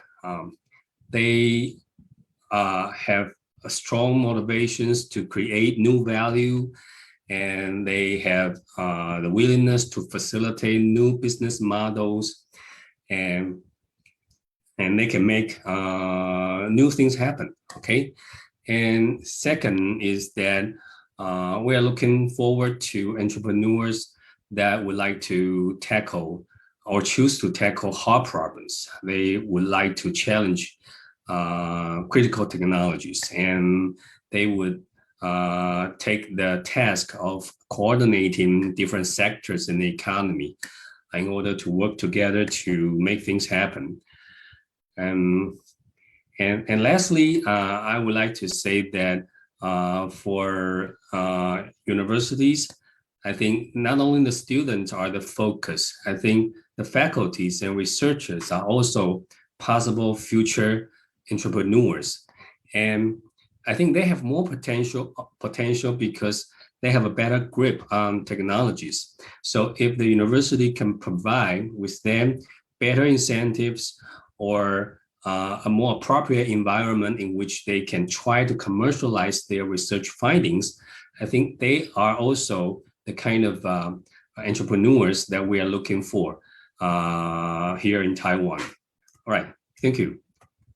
Okay, thank you, Dr. Shimin. So what about your thoughts on this, Sir Kamruzaman?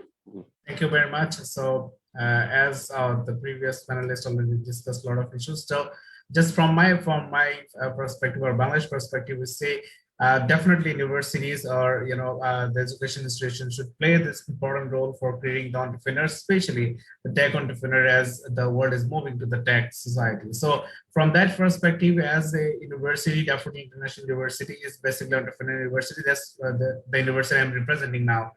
So this is the basically an entrepreneurial university. We are creating the entrepreneurs. We have the entrepreneurial ecosystem and all these things.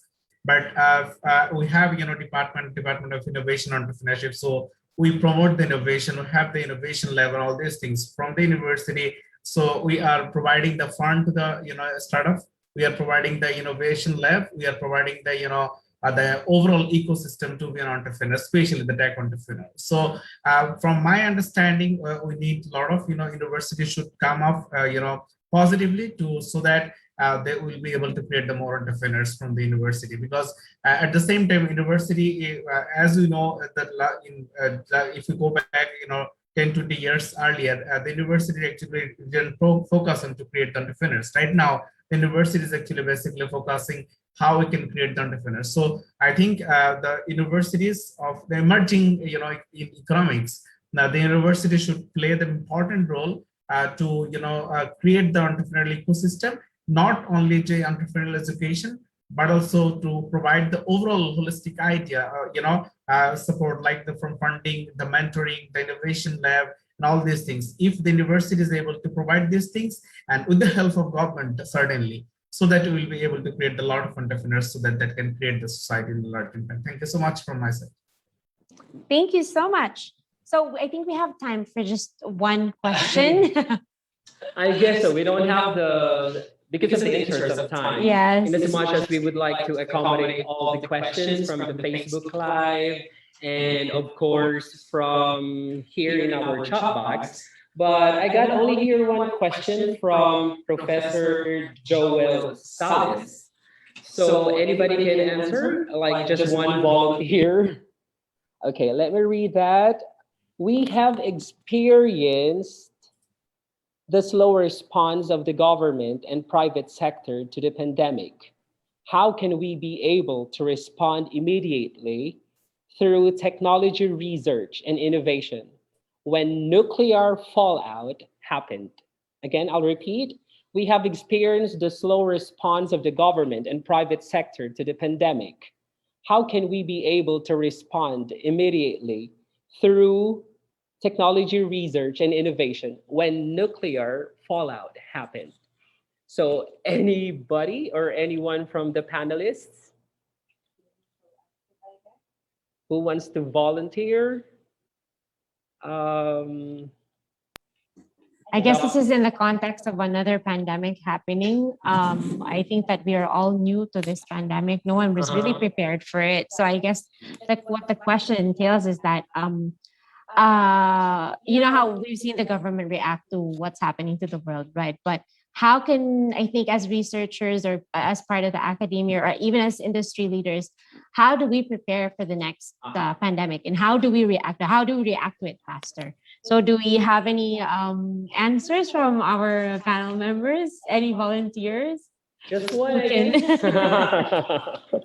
If we can spend, okay, Sir Jace. Yes, Sir Jace, you're acknowledged. Okay, I think the question is quite very difficult, actually.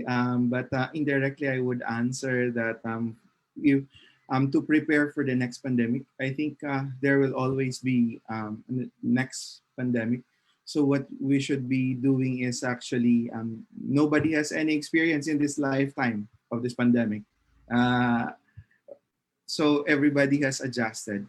Now, I think on part of the government, we are establishing several departments and new offices that will be addressing possible future pandemics, as well as somehow in this current generation, we have to be documenting properly our steps, the steps that we did that failed, and also the steps that has succeeded, and the approaches that we have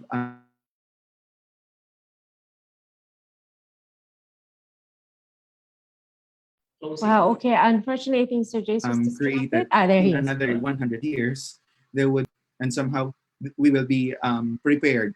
So I think that would be all. Thank you. Thank you. Thank you so much. So I guess thank you to our panel members this morning. Wow, that was truly informational and enlightening. So many opinions, so many And I insights. learned a lot. I have a Me lot too. of takeaways. Yes, yes. So I think that this has gotten us all fired up for the rest of TRICE 2021 International WebCon.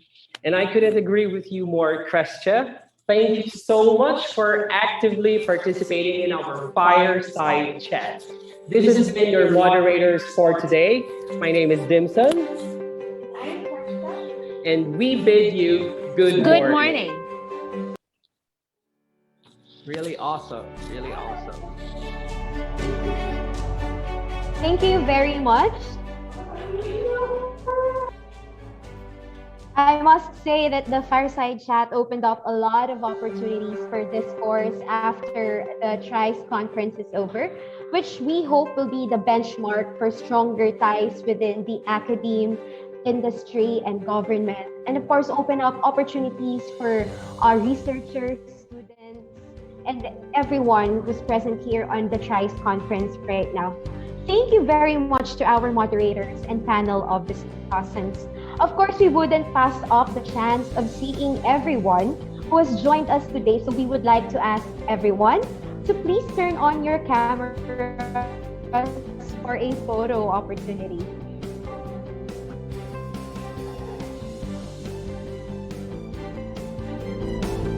So please turn on your camera.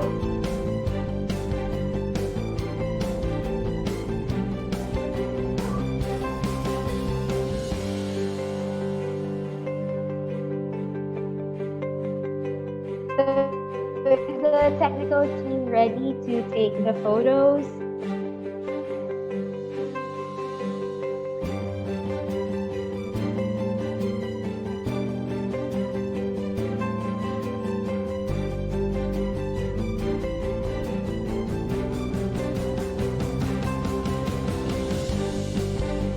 Okay, 1, 2, 3, smile.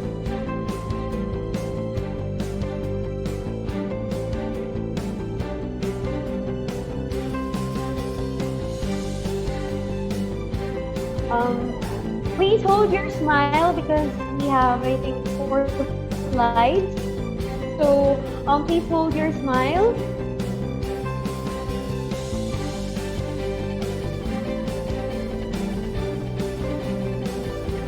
All right, so there you have it. That ends the photo opportunity. We would like to apologize to our attendees for not being able to turn on your cameras because only the panelists, only those who have joined us and promoted panelists will be able to have the command to turn on their cameras. All right, so we now come to the awarding of the plaque of commendation to our panel of discussants.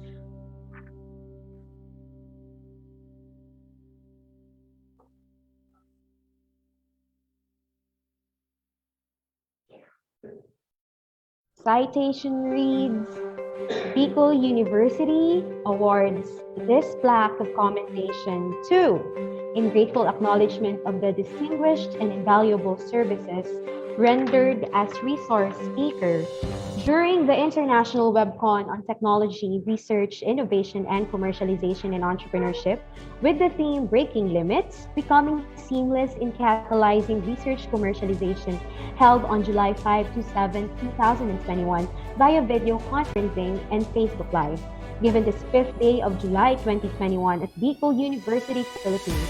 Signed, Arnulfo M. Mascareño, PhD, Group President for Bicol University. This plaque of commendation is being awarded to Mr. Muhammad Kamruzaman. Same certificate is being awarded to Dr. Stephen Dino. Same certificate is being awarded to Dr. Minka J. Easton. Same certificate is being awarded to Dr. Chi Min Shi. And last but definitely not the least, same certificate is being awarded to Mr. Jacinto Sir Jace Asuncion Jr. Congratulations, and once again, thank you. This part of the TRICE 2021 gives us a glimpse on the various experiences of our international partners in terms of trifocal alliance of industry, academe, government partnerships. To formally give us the European experience, let's hear it from our speaker, who is the coordinator of the Center of Expertise in Business Management of Vivas University of Applied Sciences, which consists of 30 researchers working on topics including AI-based sales forecasting, planning of synchromodal logistics, and employee well-being. His research with specific focus on startups and small-medium enterprises has already been published in internationally reputed journals, including the Academy of Management Perspectives and Small Business Economics. Please help me in virtually welcoming Dr. Stephen Dine. Dr. Stefan, welcome back. Yes, thank you. Thank you very much. You can hear me? Okay, thank you. I still have the music, but I think, all right. Now we're ready to go.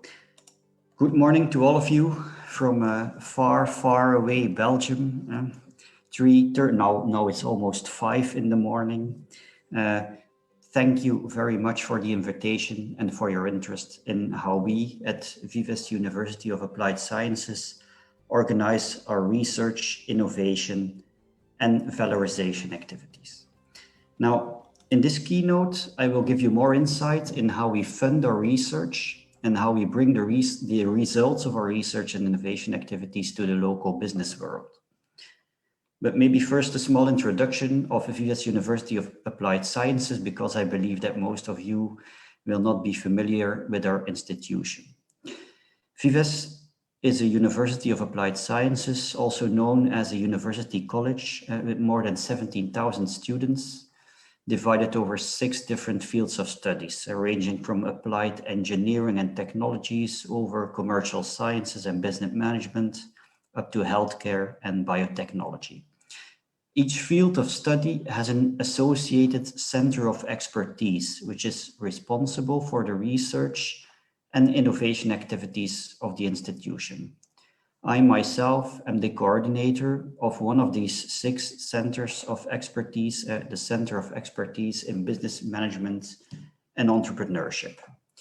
To date, it consists of 30 researchers, most of whom combine research and teaching activities, but together the research activities count up to 11 full-time equivalents. And so the Center of Expertise is a small-sized firm on its own. But so what is our mission exactly? On the one hand, we do research, but not fundamental research as universities do, but practice-oriented research. In other words, the final goal of our research is not to publish papers in FT50 journals, but to develop directly applicable solutions for problems that firms are experiencing now or are about to experience in the near or more distant future. So our research always has a very practical finality. After the research projects come to an end, the end results need to be transferred to the firms, and this second step is what we call valorization. This is an important part of what we do. But how do we do it? And how is it all funded? Well, I will start with a small disclaimer. I'm not entirely sure, but chances are high that the rest of my story will make you feel that we are in Belgium and that we are rich and spoiled academics. And honestly speaking, I came to this conclusion while writing this speech, but nevertheless, I want to share it with you. And for what it's worth, it might give you some better insight in how things are working at the other end of the world. So let's start with our research projects. To give you an idea, at the moment, I have 22 running projects, and you can split them up in 3 types. And you have the internally funded projects, you have the externally funded projects, and then you have projects funded based on this defiscalization of income taxes of the researchers. I will explain the 3 types one by one. The internally funded projects are 2-year projects. Each 2 years, the government, the Belgian government, grants us a certain sum of research funds based on the number of students enrolled in our institution. And so when we grow more than the competition, our piece of the research fund pie also increases. For my center of expertise, these internal funds amount to 4.5 full-time equivalents per year for 2 years. So every 2 years, researchers submit a research proposal of minimum a half full-time to maximum 1 full-time, which is then evaluated by an external jury.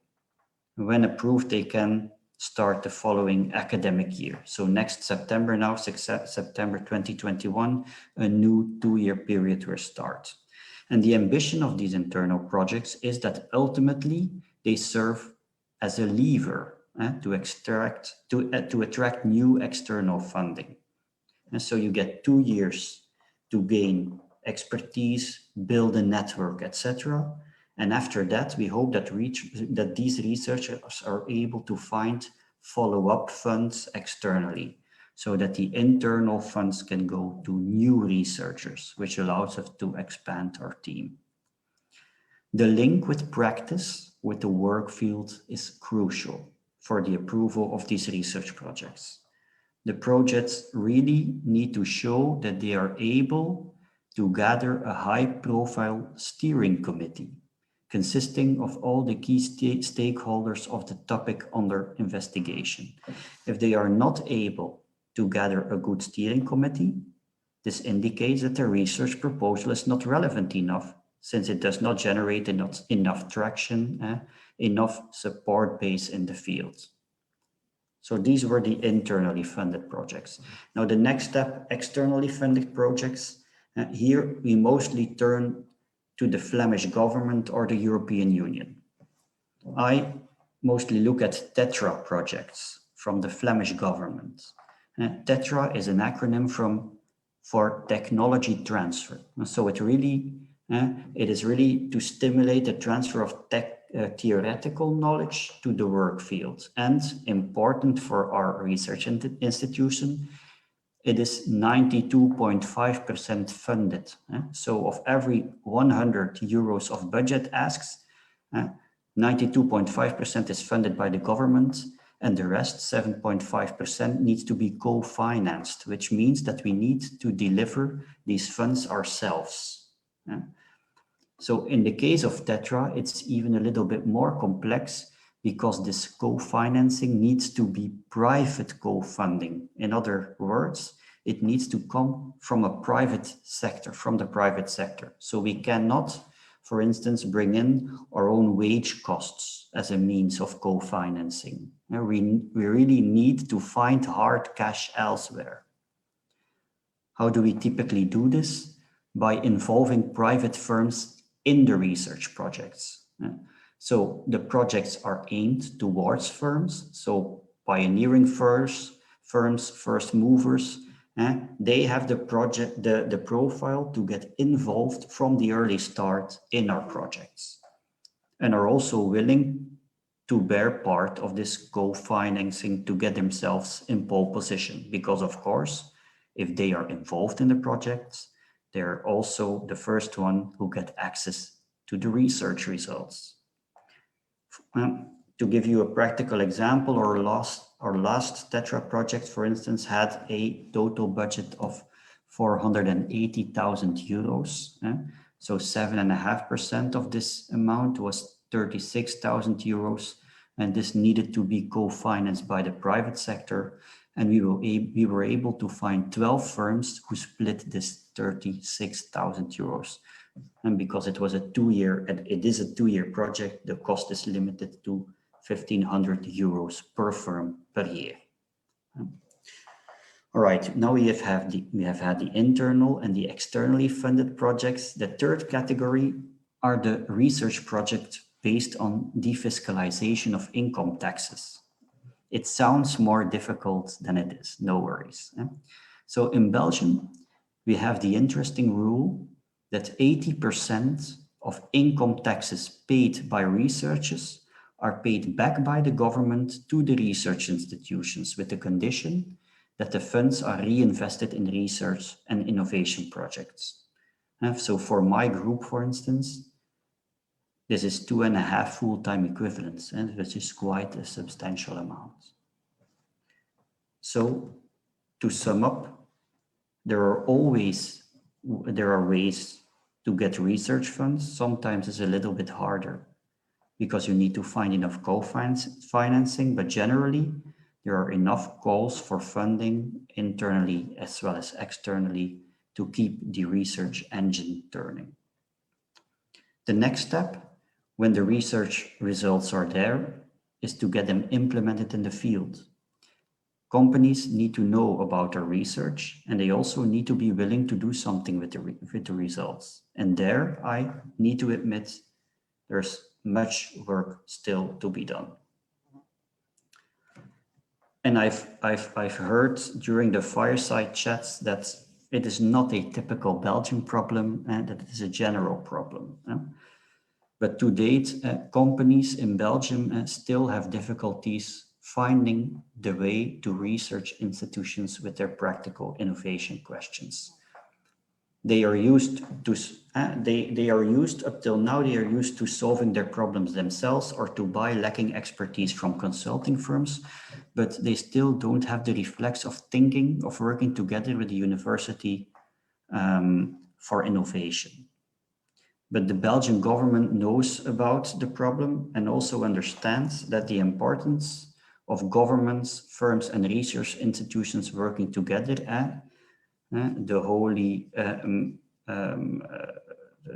triple helix, that they can strengthen one another, and therefore several subsidy mechanisms have been brought to life so that firms can make use of our services practically for free. For instance, if a firm has an innovation question, they can contact us and we can offer them 4 hours of consulting free of charge, all paid for by the government. If more time is needed, 40% of the price can be claimed back from the government. So also here, there are plenty of possibilities to help firms at very low cost. There are different subsidies available, and believe me, we know our way in the complex maze of subsidy channels. So whenever a question reaches us, we make sure that we use the right subsidy budget for each individual case. But there is work to be done. You can compare it a little bit with missionary work. Spread the news to a wide audience, let them know what our expertise is and what we can do for them. Therefore, we are more than ever looking at expanding our business development activities. This means that for certain topics, we are really employing business developers to sell our services to companies. Apart from that, we also have an innovation manager whose task it is to identify the needs from companies so that we can develop valorization activities that are an answer to the real needs in the markets. Furthermore, we also have a bridge person, and this is a person who is 50% employed by Vives University College and 50% by Catholic University of Leuven. So this makes sure that the research agendas of the two institutions, which belong to the same association, are in sync. This way, the research of the results of the fundamental research of KU Leuven can be translated in practical tools for immediate use in Flemish SMEs by Vives. So, in conclusion, we cannot complain. Many opportunities are offered to us as a Flemish research institution, and much is being done to get the knowledge to our local firms. But as always, and as everywhere, it is still a work in progress. Okay, that's all for me. I hope that this intervention has given you a little bit more insight in how things work in our institution, and probably our way of working differs a lot of what you are used to. But if you have any questions or need more clarification, I am happy to answer all your questions. Thank you very much for your attention.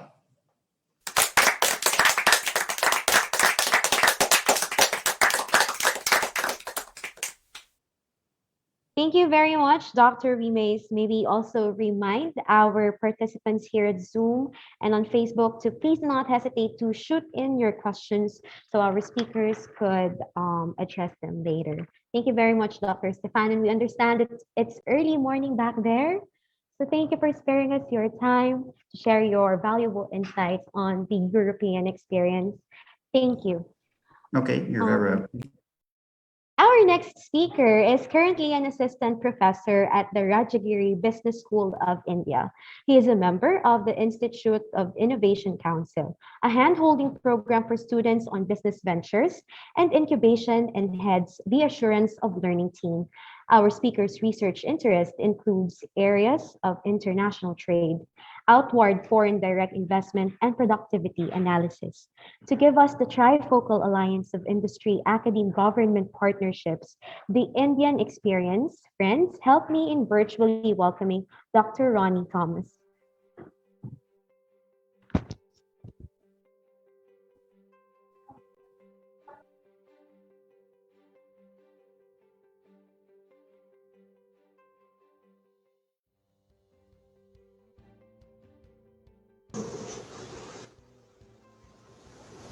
Can you hear me? Can you hear me? Yes. Yeah, can you hear? Okay. Yes, sir, we can hear you both. Yeah. Very good morning to all of you. I am extremely glad to be a part of this conference, and I thank, on behalf of Rajagiri Business School, I thank the organizers of TRICE 2020 for having me as a keynote speaker. Now, since I have got limited time, I'll right away start with my presentation. Now, I'm just going to look at this not just from the case of Rajagiri. I'm just going to give the experience of India. Then I'll move to some selected successful case, and then move to Rajagiri Business School. Okay. So, this is the brief structure of my presentation.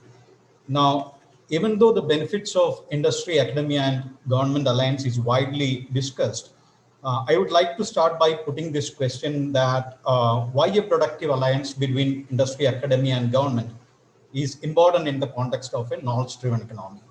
Now, there is a huge demand for skilled manpower from the industry. And when we talk about industry, we talk about Industry 4.0, which is driven by artificial intelligence, which is driven by big data analysis. Also, from the production side, industries more linked through global value chains. So a collaboration with industry would also benefit the academia in terms of curriculum development. And both academia and industry would benefit from from innovative research, which can eventually lead to commercialization. Now, what is this? Why is this specifically important in the context of an emerging country? Now, emerging country has to address, this linkage should address major developmental challenges, especially in the current context of COVID-19, healthcare challenges, food security, energy, climate change, and also this should help the country to towards its commitment towards sustainable development goals, which eventually would lead to progress in technology and also lead to economic growth. Now, I would just give some quick statistics where India is, as you know, it's a $1 trillion economy, or almost GDP is 2.8 trillion, sixth largest in terms of GDP. India's, as discussed in earlier,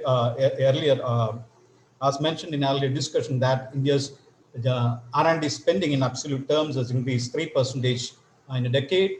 But if you compare that to as a percentage of GDP to other developed countries, which is subsequently low. Most of the advanced countries spend almost more than 2% of their GDP on research and development. And this is also low when compared to the BRICS countries. Now, largest investment in research and development comes from the government. More than 40% of the total investment in R&D comes from the government, 20% by the industry, and then universities. Now, even though India has significantly made progress in the global innovation ranking. India has, jumped almost 79 ranks in the ease of doing business. And there is also a significant increase in patent filings. And mostly these patent filings are from non-residents. I'll just give the evolution of industry academia evolution in India. Right after the Indian independence, mostly the focus was given on infrastructure development by setting up national laboratories, academic institutions of excellence. Emphasis was given in the second phase on collaboration and consultancy, promotion of, India had its second science and technology policy in 1983, which was given on indigenous technology and self-reliance. The key game change happened with economic reforms, where India has liberalized trade and investment barriers. Okay, and also has delicensed most of the industries. Firms were allowed to move into new product lines. With the science and technology policy in 2003, India has given significant fiscal incentives, both in terms of subsidies and tax incentives, tax reduction for companies. In the fifth phase, that is a phase between 1990s and 2020, there is smaller up there. Most of the emphasis was given on digitization, where India also adopted a new IPR policy. The drive was to make in India, so which we call it as Make in India campaign, and the emphasis is given on new educational policy, where creativity and outcome-based education is a key factor right from the school level. Now, this is the evolution of academia industry linkage mostly happened through public-private partnership in India, where industries create centers of excellence in universities and also support universities and academic institutions to set up technology business incubators, science parks, entrepreneurship development programs, autonomous, also help government through funding agencies help to create support autonomous academic institutions with the help of industry. So, almost around 20% of academic support, comes from the industry. That is a key factor, but most of the support comes from the government. Now, I'll just look at the successful case of Indian Institute of Technology, where the modes of commercialization happen from right from R&D projects, collaboration in research parks, continuing education programs. Industry also sponsors students and offers fellowship for postdoctoral activities, and there is licensing, consortia, and also offer chair professorship. So the result you can see directly in terms of startups from one of the prominent IITs, that is Indian Institute of Technology, Bombay, where you have more than 170 plus startups and spanning from healthcare to social media. Okay. So most of the collaboration, most of the commercialization happen through licensing and technology incubation and entrepreneurship route. Now, when you look at the government role, government has significantly provided support to develop a startup ecosystem in India. Now, as discussed in the previous session, that India's startup ecosystem is third largest in the world, where we have almost like 38 unicorns valued at around $73.2 billion. And industry basically government provides three-tier support to the startups in the form of handholding, funding, and incubation. Now, the big incentives are also given to micro, small, and medium enterprises, where approximately this contribute to almost like around 32% of gross value added in the economy. So, in micro and small and medium enterprises were allowed to consult with the academia, also as as a long-term project consultancy. Government highlight the area of expertise of these academic institutions and allow MSMEs to collaborate. There is also the new educational policy where the emphasis is given on technology, emphasis is given on cultivating a research culture right from the school level, where mostly the Indian education system was directionless. Now we have a focus where right from the school level, the focus is given on outcome-based education. This would eventually may foster creativity right from the school level. Now, I would look at these are some of the challenges. The challenges of, we have a very, productive workforce. We have a very large workforce, but how to transform this workforce into productive workforce is a challenge. Now, most of the population in India, almost half of the population in India is below the age of 25. Now, here is a challenge from the side of the government, how to transform this workforce into productive workforce. Now, government also provide active support, but the reach, it should reach, it should move into higher heights in terms of breadth as well as in depth. So, that is something which government should focus. Now, bringing industry and academia closer is an important aspect in this direction. Now, when we look at the case of Rajagiri Business School, we give emphasis on what we call it as Rajagiri immersive learning, where we give emphasis on conceptual learning, we give executive modeling, we give, this is fostered by our corporate office, where we help the students to interact with the industry. Now, also we have startups, major 6 good startups from the institute. We promote entrepreneurship through what we call it as a lay cocoon, where we help incubation, provide support to incubation to innovative ideas. So with that, I will conclude. Once again, thank you for having me as a keynote speaker. Thank you very much.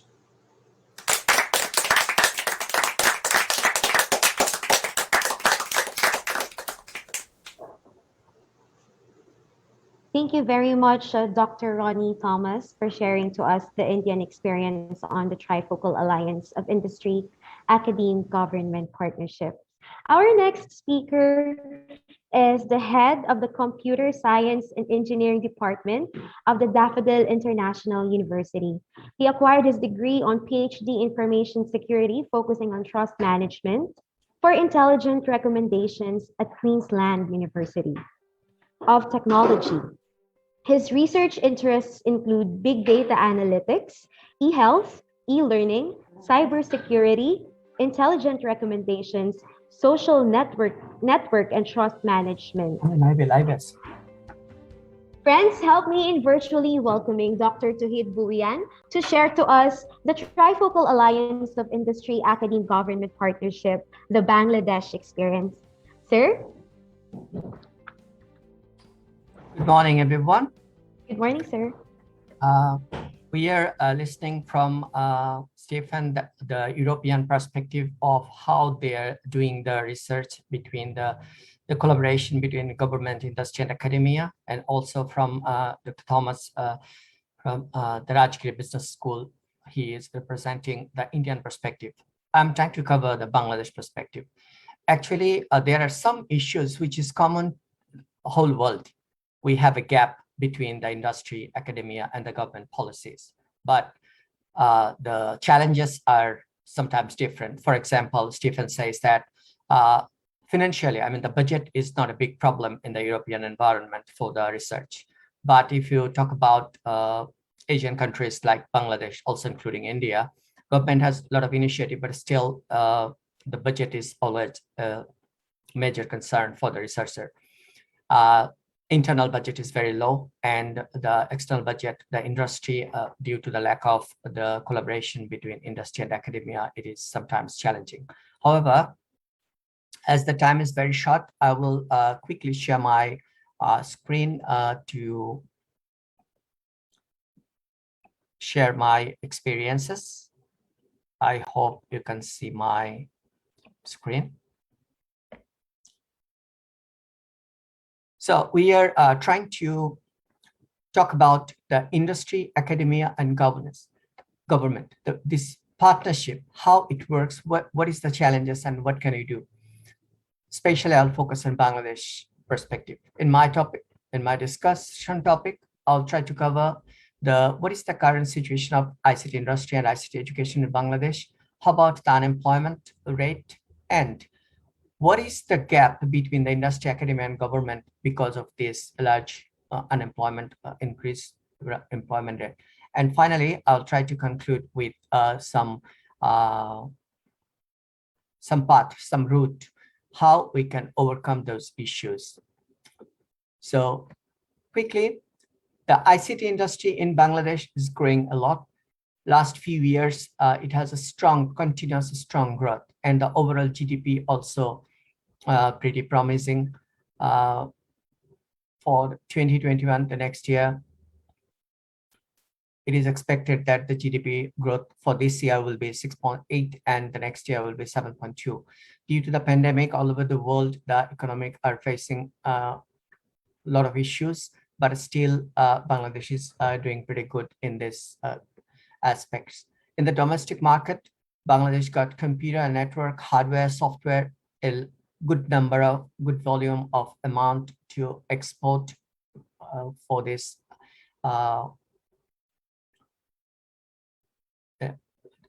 from the domestic market to industry. And we have 1.5 thousand companies currently registered in Bangladesh in different sectors. And for all of those are requires a large number of skilled people, which they claims that they are not happy. The reason I am focusing on this topic is we have a lot of companies, a lot of organizations where people can work, but the problem is they are not getting the required people. So we have people, educated people, but according to the industry, they are not suitable for starting the job right away. How about the academic situations? In Bangladesh, though it's a small country, but we have a good number of universities. We have general public universities, about 53 until this, and 97 private universities among 7 not yet started. So 90 active private universities are taken place, which means in a small country, we have 150 universities. Almost all of them are producing the technological graduates, but still we have the shortage of skilled people. So where is the problem? overall unemployment rate in Bangladesh increased a little bit due to COVID. From in 2019, it was 4.2, but currently, I mean, in the last year, it raised into 5.3, like many other countries of the world. However, the general unemployment rate, overall unemployment rate in last decade, every year, it is about 4 to 5%. But if you see if you try to compare all of the Asian countries, the top 22 countries, Bangladesh is in 22nd position, little better than India, Maldives, Iran, and Brunei, Saudi Arabia, this kind of country. So the overall unemployment rate is not that scary. But if we see the graduates unemployed, that is real scary. A recent report says that 5 out of every 10 graduates of Bangladesh are unemployed, which means about 50%, precisely it is 47%, which is not a good amount.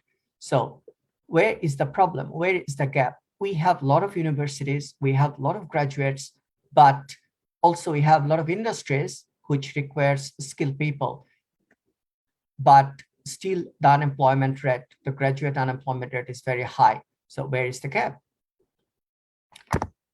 If we do some research on what is the problem, then first we need to find some facts that educational institution has many different subjects, but relatively little research they dedicate on the lack of theoretical aspects are there. So you will find a lot of practical aspects are absent there, which means we have many different types of subjects, and we have a very strong knowledge on theoretical aspects, but we have lack of practical components in our education, which is currently required for the industry. So this creates a long-term problem because universities are not interested to update the course curriculum frequently, because due to the bureaucratic systems in the public universities, it's very hard to update the course curriculum. Even in the private, they need the approval from the University Grants Commission, and the process is they need to check the curriculum update by the external experts. So it is not an easy process to update the curriculum. Also, the faculties, the teachers who usually teach us in Bangladesh, they don't have the real life industry experience, which means teachers are only teachers. They are not practitioners. This is another large problem which creates issues between issues to teach the students, which cannot help the students preparing for the real world. And also, we focus on exams. That is another issue. I mean, instead of focusing on the actual learning of the students, we focus on how well they're performing in the exam. So this is another challenging issue, because for the continuous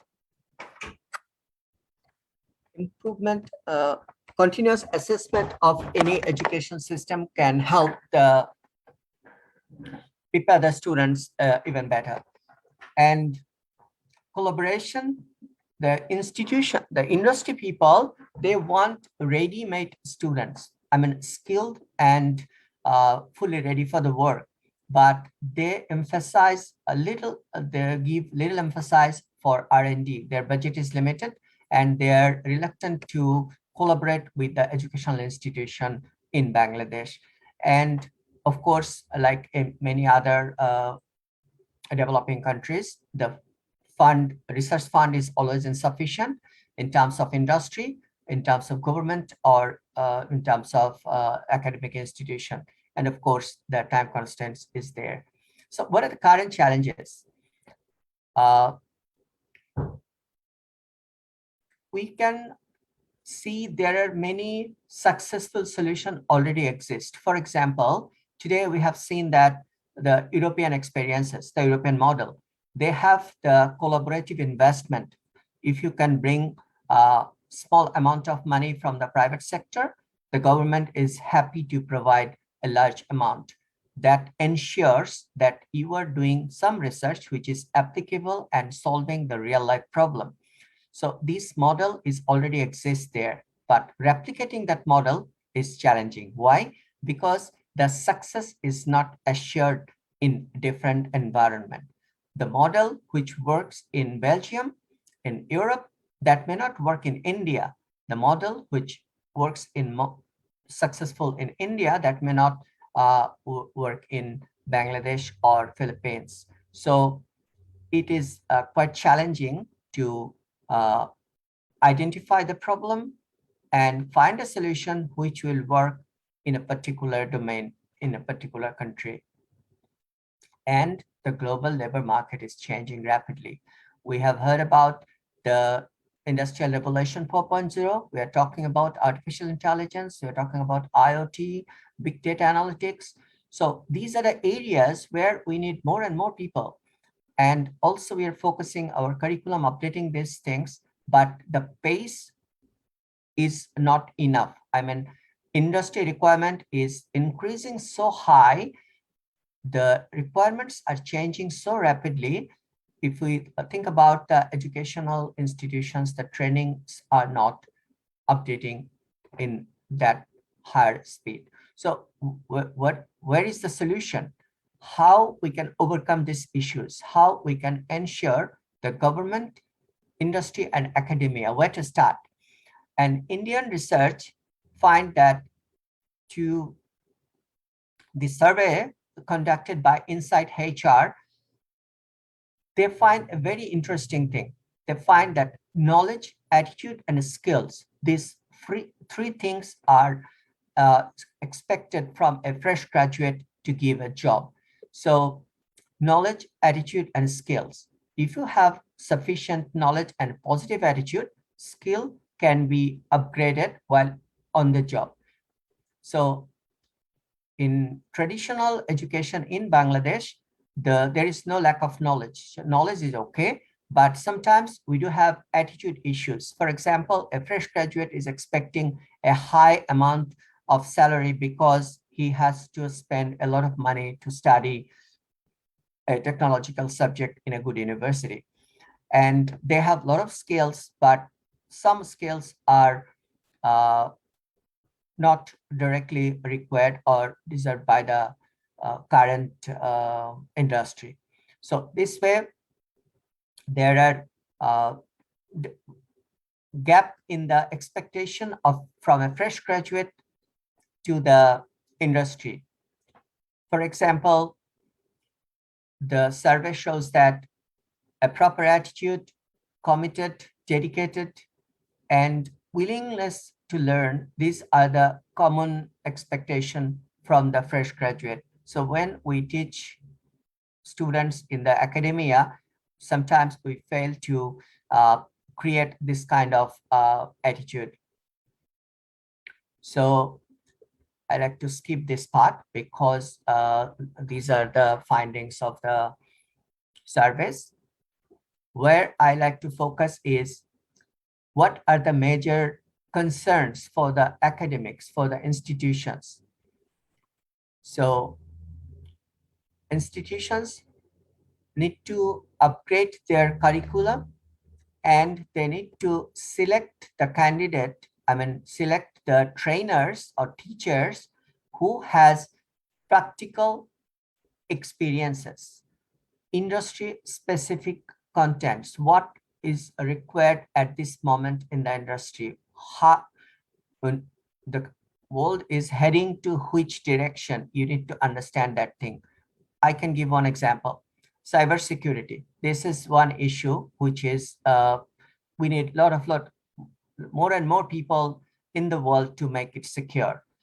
We are organizing this conference online, which means the convenience is, at this moment, I'm in Melbourne. I am joining the presentation from here, and Stefan has joined from Belgium. Some are joined from India, and we can enjoy the conference staying in Philippines. But it gives us a lot of risk because a Belgian hacker or Indian hacker or Bangladeshi hacker or a Filipino hacker can hack this conference, and they can stop it even if we cannot provide proper security and all aspects. So we need a lot of security professionals, but in our curriculum, there is very little options we have to train our future students to know and make a skilled cybersecurity expert. So there are many different areas which requirement are increasing very fast, but our change of curriculum are not increasing in that quick way. So institution should consider these things, improving curriculum and finding the faculties who have the industry experiences. Also, for the student point of view, they need to aware what is the real life situation. In the starting level, definitely you will have a moderate salary, which will increase gradually. So a realistic expectation will help them to get a job which satisfies them.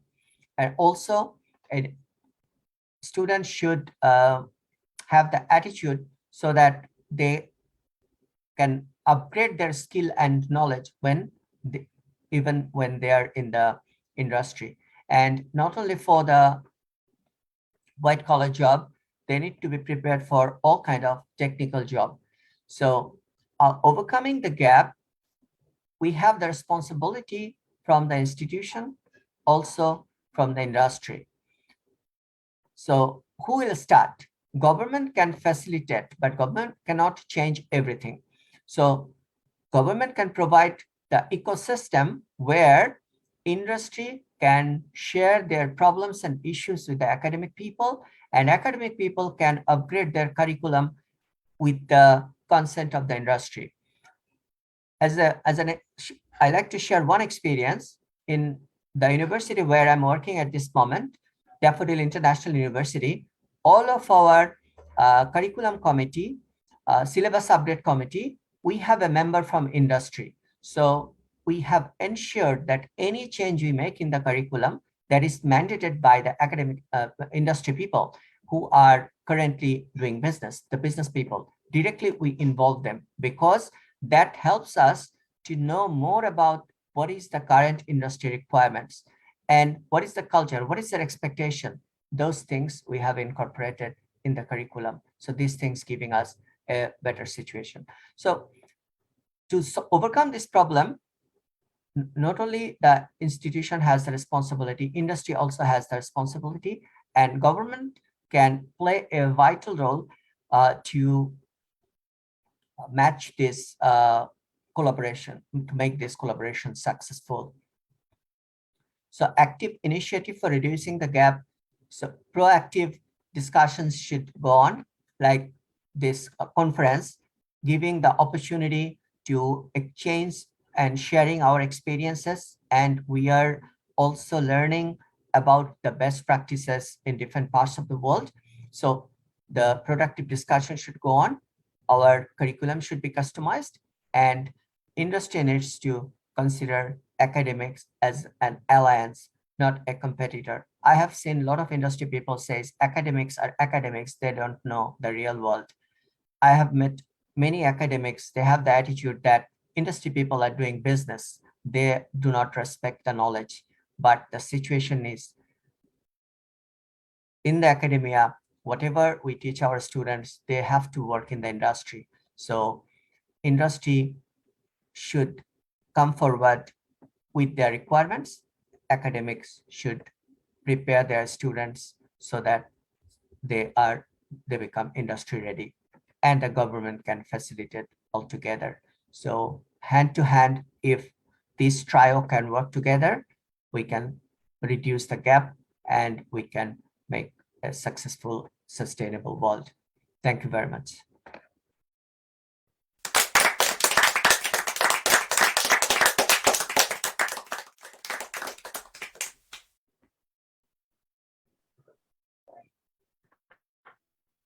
Thank you very much, Dr. Buyan, for sharing to us the Trifocal Alliance of Industry, Academe, Government Partnerships, the Bangladesh experience.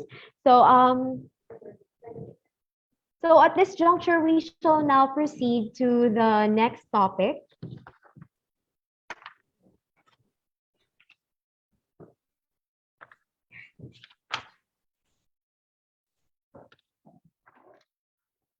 Because according to the organizers, Sir Luzoriaga has an equally important event to attend to. So yes, our next topic is so we would like to thank our other speakers for giving way to Sir Luzoriaga. Our next topic is the optimization of technology researches for commercialization, the industry leader's perspective. Our speaker has been the president of the Philippine Software Industry Association for the past 6 years and has contributed immensely to the country's growth and development in the technology and innovation sector. He leads the nation's promotions and marketing efforts with successful inbound and outbound missions to Asia and other parts of the world. Ladies and gentlemen, please all welcome Mr. Jonathan De Luzoriaga. Thank you so much, and good morning. Apologies to the other speakers. I think we overshot our schedule, and unfortunately, there are several other things I need to do for starting this noon time. May I have share screen rights, please?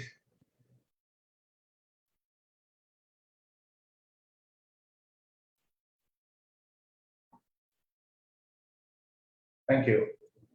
So I'm actually here to share what is currently happening with the Philippines as far as our technology and innovation ecosystem is concerned. More importantly is the optimization of technology research for commercialization.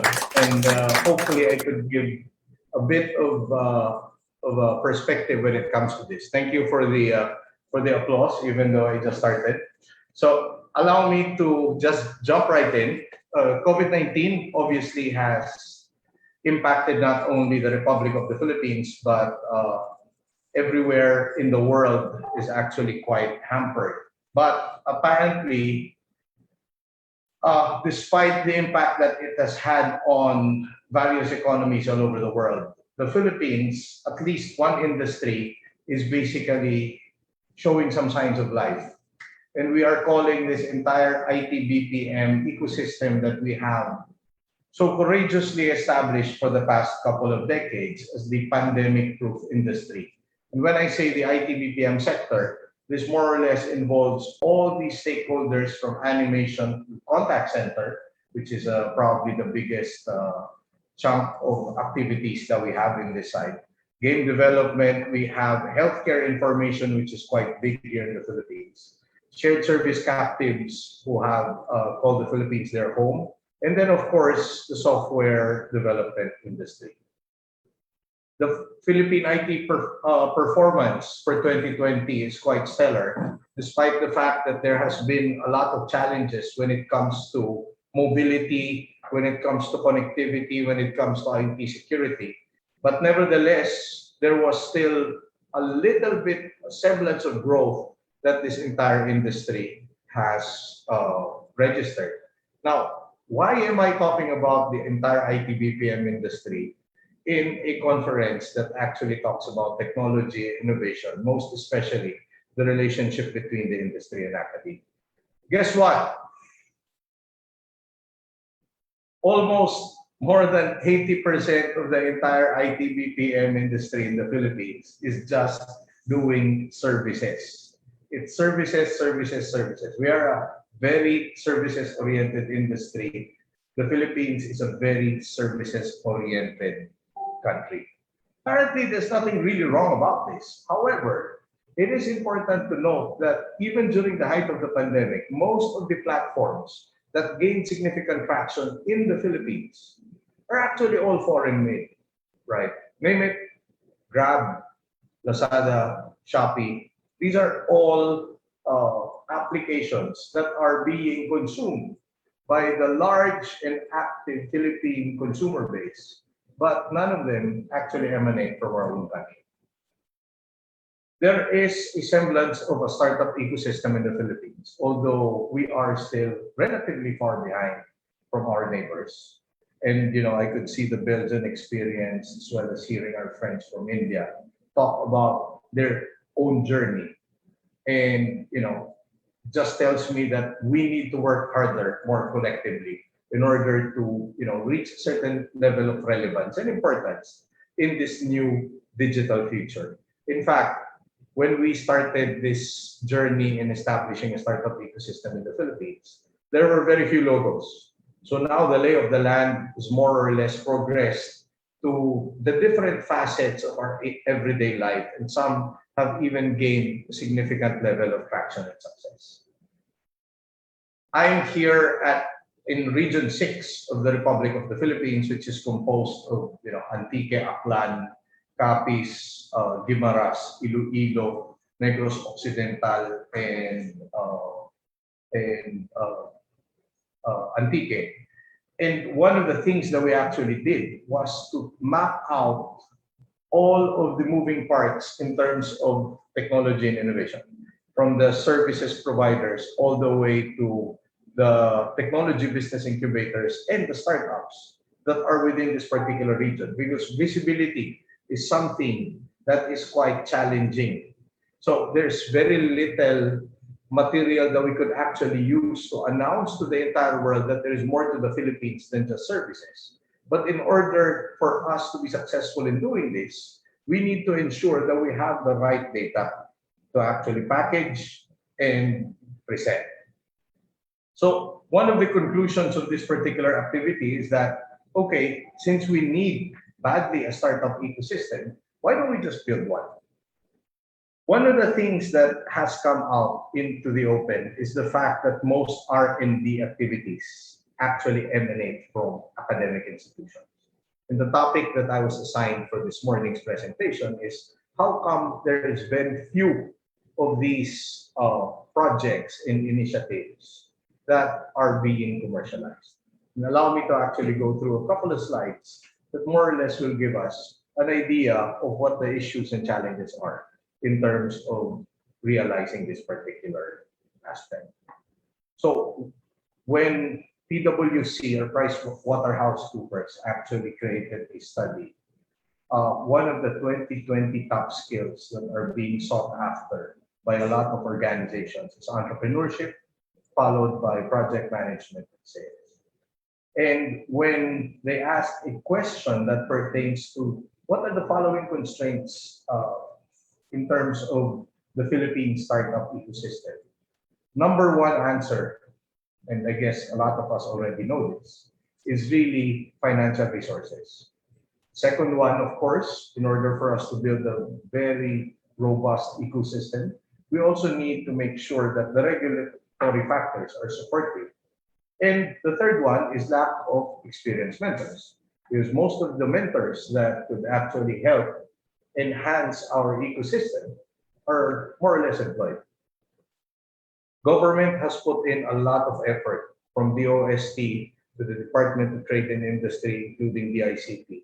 They have created a lot of strides in terms of creating a very supportive ecosystem. The OST, of course, has the Technology and Business Innovation Network. And then for DTI, they started creating what we call RIICs, or Regional Inclusive Innovation Centers. And the ICT, the Department of ICT on its part, has more or less created an annual event called the Philippine Startup Challenge. And one of the earlier programs that they had during their inception was the program CPH, which is the Digital Startup Development Program. And they have all come together in the past 2 years to actually create a huge event called the Philippine Startup Week. I know that Mr. Jason Sunchon was part of the discussion earlier, and he's an integral part in this entire equation. Now, one other thing that needs to happen, and it was quite obvious during the pandemic, is that there is a specific call out that innovation needs to extend to the provinces. And one of the reasons is that a recent study that we conducted with the IT and Business Processing Association of the Philippines is that 70% of all the graduates that fuel the IT BPM industry in the Philippines actually come from outside of Metro Manila and even Metro Cebu. While from an investment standpoint, only 30% actually go out of Metro Manila and Metro Cebu and go to smaller, less developed cities and municipalities. That's also one of the reasons why we at Spring Valley, the other hat, the private sector hat that I'm wearing, wanted to create an ecosystem wherein a digital workforce is going to be placed in an enabling environment. We follow a very particular template. One is that we never forget the reason why we're doing this. This has mentioned several times by the previous speakers. The industry academia, just to be more specific about this, from a software development or technology standpoint, the high rate of the industry is just a mere 3% on a good day. Meaning to say, for every 100 graduates of IT and computer science that walk into industry or organizations, only 3% actually make the grade. And the sad part about it is this is another fact that wherein the 3% would still need to be trained for 6 to 10 months at the company's cost in order to be productive. So this is the gap that we're looking at, and it's quite huge, and it's very overwhelming. This discussion has been going on for the past 2 decades. Hence, we at Spring Valley, we wanted to nip this at the bud and basically address it directly. The second is something that I've already mentioned, which is the inequitable distribution of opportunities. So mostly investments and funding come to 2 major cities in the Philippines. And the rest of the 7,400 plus islands are merely forgotten. Last but not the least is something which is very, very close to my heart, which is we are very services oriented. In fact, as a father, I'm guilty as charged. I oftentimes catch myself talking to my children, especially when they were younger, in terms of study hard so that you could get a good job. One of the things that I'm actually asking the academe is to change the terminology in terms of how we package this entire thing, the future of our young workforce. Why don't we take away the term job and actually replace it with means of livelihood? And maybe, just maybe, it would make a very positive impact in creating Filipino technopreneurs. Our template is very simple. There's always an anchor on an academy, and Spring Valley has more or less successfully created what would be an academe mall, wherein several academic institutions will be occupying one particular facility. And then there is a facility that is really dedicated just for incubation, for training, and creating linkages. And we call it Sprint. For the developers that are listening to us this afternoon, Sprint actually means a different thing that is production related. But as far as Spring Valley is concerned, it stands for Spring Valley Incubation and Training Center. Last but not the least, there's been significant advancements in the relationship between hardware and software. Hence, we found it necessary to have prototyping and hardware integration facilities, and we call it the Spring Valley ARC, which stands for the Advanced Research and Knowledge Center. We actually walk the talk. We've done a couple of things. Some of them have already been picked up by the private sector. And one good thing for the technology and innovation segment here in the Philippines is that the private sector has already awakened from its deep slumber. and saw that the future is really digital. For the past couple of years, our local stakeholders are basically sitting on the fence in terms of even going through a digital transformation for their own respective consortiums and conglomerates. So now, thanks to the pandemic, that message is properly sent across. And hopefully this would also translate to funding facilities for smaller startups that are operating in various parts of the country. So one program that we are quite happy with is a program called Philanthropo. And we started asking ourselves very difficult questions. What are the challenges in the Philippine innovation space? And one of them is that most startup founders are still employed. And when we drill down deeper, we look at what are the real reasons why people in the Philippines would rather be employed rather than become an entrepreneur. First one I've already talked about. There's a strong inclination to the services sector. And the strength of the services sector is actually one of our greatest strengths as a nation, but it is also one of the greatest challenges, especially if you're trying to put up technology and innovation landscape. Second is the risk aversion of Filipinos. I hope everyone believes me. There's a lot of money in the Philippines. Unfortunately, most of them are actually sitting in banks, earning insignificant interest rates. Why? Because Filipinos would tend to be on the safer side of things rather than gambling on what is otherwise an excellent idea. The third one, I'm not really happy to present this, but this is the truth. The poverty level in the Philippines is tremendously high. So for every graduate coming out of a university or college, the statements that they get from the home is already, you better find employment because you need to help out your other siblings who are going through their education. And then the fourth one is that the enabling conditions for innovation is lacking. Fiber to the home is still not that ideal. Access to mentors is still not readily available. Startups need funds, not just mentorship. And the truth is, funds find it easier to go to places like Singapore, Malaysia, Taiwan, rather than finding our country. And we need to collectively work on a game plan in order to enhance that particular aspect of the nation. And of course, it deserves one entire slide, the lack of funding. Hence, we came up with a program called Philanthropo, started as a website, and we wanted to ensure that whatever money is within the Philippines, for those who could find it in their hearts to actually support a particular startup, that there is a venue and a vehicle that they could use. The program is very, very simple. It's the first philanthropic website and program that was created to make a difference in the lives of Filipinos. And it addresses specific problems concerning health, poverty, education, and the environment.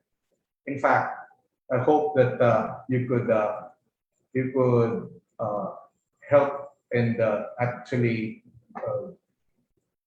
listen to us and join us in looking at this particular video. We all want to make a difference, but we don't know where to start. Filipinos have always had it hard. We're ravaged by typhoons, hindered by illnesses, held back by poverty, and left wanting for better education. But despite being dealt a bad hand, we have always managed to rise. Our ingenuity helps us adapt creatively. Our intelligence allows us to break limits. Our intensity drives our burning commitment to succeed. There are a lot of great ideas out there, just waiting for the opportunity to become real-life solutions to our problems. Introducing Philanthropo.com. Philanthropo.com is the first Philippine philanthropic website that was created to make a difference in the lives of Filipinos. Philanthropo.com aims to address problems concerning health, poverty, education, and the environment through the empowerment of teams and initiatives to develop technological solutions. Through this platform, citizens and organizations can contribute to startup teams around the Philippines, the ones whose works aim to alleviate our country's heaviest burdens, improve people's lives, and uplift our nation. Make a difference. This is where you start. Philanthropo.com. Ladies and gentlemen, we need more philanthropy programs. Our students who are more or less given the opportunity to do this from an academic level need more support in terms of commercializing what they have thought of while they're in school. From a mindset perspective, our student, our workforce, our future workforce would also need to come to terms with the fact that in order for them to aim for greater heights, they must follow what actually scares them. And I, as the head of the Philippine Software Industry Association, have placed this on top of the agenda of the industry association to promote not only the services sector here in the Philippines, but the intellectual property creation. And one of the success areas that we could see is helping our academic partners in giving them real problems to solve in the Philippine ecosystem so that there would be immediate traction for all of these projects and initiatives. And hopefully that would transform our entire nation into a digital Philippines. Thank you very much. Maraming salamat. Thank you very much, Sir Jonathan. So you deserve the applause. Thank you very much for giving us that talk. Definitely that the primordial question before, I guess, the OST stepped in the scene is that what the heck is a startup? And I guess that the efforts of the government, the industry, and the academe are already taking off because the knowledge about startups are not only limited to just being a knowledge, but that already includes rather a support to these startups that are already existing. And we at the OSTPU TPI, Silly Delhi, is very happy to note that progress. With that talk, that actually solidified our understanding of the progress that we are actually having. Thank you, Sir Jonathan. Thank you as well. And congratulations. Thank you, sir. With that being said, we can now go back to the Trifocal Alliance, the Asian experience. So we will go back to our speaker for the Taiwan experience. So our next speaker is currently a professor at the National University of Kaohsiung's Department of Economic and Financial Law. He was also the former Dean of the National Office of International Affairs and previously the Director of the NUK Department of Financial Economic Law. His research interests include international environmental law, technology law, international economic and trade law, and environmental law and policy. To give us the Trifocal Alliance of Industry, Academe, Government Partnerships, the Taiwan experience, please help me in virtually welcoming Dr. Sheng Hao Wu.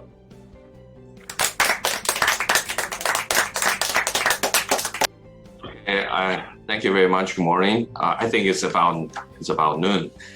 Okay, I appreciate for Dr. Tim Nimson and the Bicol University invitation. It's my privilege and my honor to be here and also to be the co-organizer of this meaningful conference of TRICE. Okay, so I would like to share you about this alliance on industry, academic, government partnership, and from the Taiwan perspective.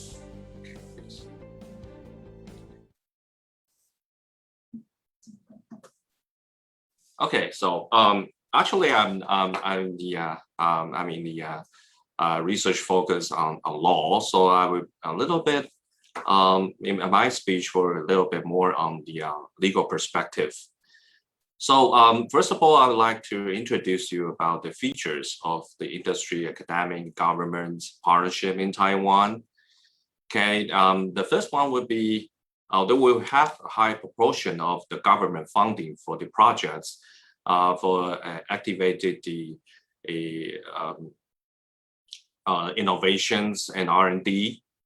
And secondly, I would like to share you about we have the a sophisticated contract design between the industry and universities, and also from Ministry of Science and Technology with the universities. And then I would like to share you about how the government promote innovation for startup by using the university-based research outcomes and results.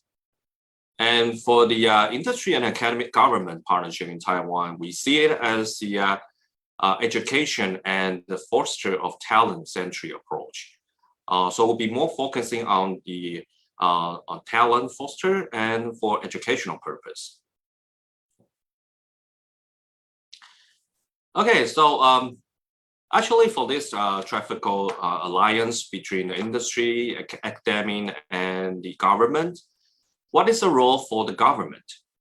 Actually, is run by two relevant ministry in Taiwanese government. First, and the most major role was played by the Ministry of Technology and Science that we call as a MOST. And the MOST provides funding to activate the alliance. We have a project, actually. The project is called the Alliance on Government, Industry, and Academic Projects. And it is the will be reviewed every year. And the project will be for the industry and seeking for the research teams at the public or private research institution, mostly in university, and they will formulate the team to apply this project. And they have to go through a very competitive and intensive expert reviewing process. And once the application has been approved, the MOST will provide a major part of the research funding, actually up to about 80% of the total budget for the funding. So this is the features that what the government do to promote this alliance among the academic and industry and government is to provide funding, actually. And it's mostly the high proportion of funding will be provided by the government. And secondly, I would like to share you about the contract, actually, because how the government supervise the funding to be used for industry and academic partnerships is they will design a contract base that will be, for the contract itself will have a sophisticated arrangement for the ownership and licensing of use of IP rights derived from the R&D outcomes. And secondly, would be the contract will talk about the distribution of benefits or any incomes as a result of research outcomes and for getting the IP rights and a technology transfer, they probably will have income generated. So before that, they will have a sophisticated arrangement for the distribution of the profits under the contracts. And thirdly, the contract will also have the special arrangement for the ownership or utility of the research equipment. So it's quite detailed for the contracts to monitoring the industry and academic partnership.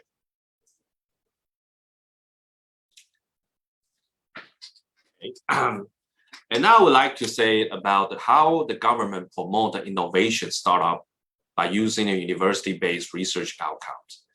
So actually for the Taiwanese government, they start up their deregulation to create a legal friendly environment for this partnerships since 2017. So for the professor and staffs, because of the deregulations, they could hold over 10% up for the startup established by the universities. And they can also be granted income tax relief, tax incentives for professor or students for this university-based startup for the first 5 years since after the establishment of the universities. So I will also name up some of the important regulation law that since 2017 about how to create this legal friendly environment for calculated the innovation and startup. First of all, in 2017, well, actually, I didn't present on the PPT. It's 2017. The government passed a fundamental science and technology law in 2017 June, and for this, Article 6 of this fundamental science and technology law stipulates that first of all, for all, there has to be the openness and transparent reviewing process for any grant from the government. For example, like this, the industry and academic alliance projects. So they have to go through an intensive, as I have just mentioned, intensive expert reviewing process. So transparency is quite important because, as I just mentioned, there's a high proportion of funding is coming from the government.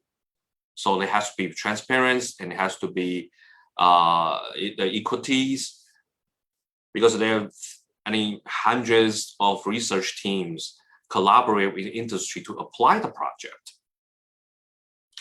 Secondly, because actually before 2017, the legal environment is not that quite friendly for the university to foster any startup or because that way we have a strict regulations on the subsidy supervisions for the existing legal framework.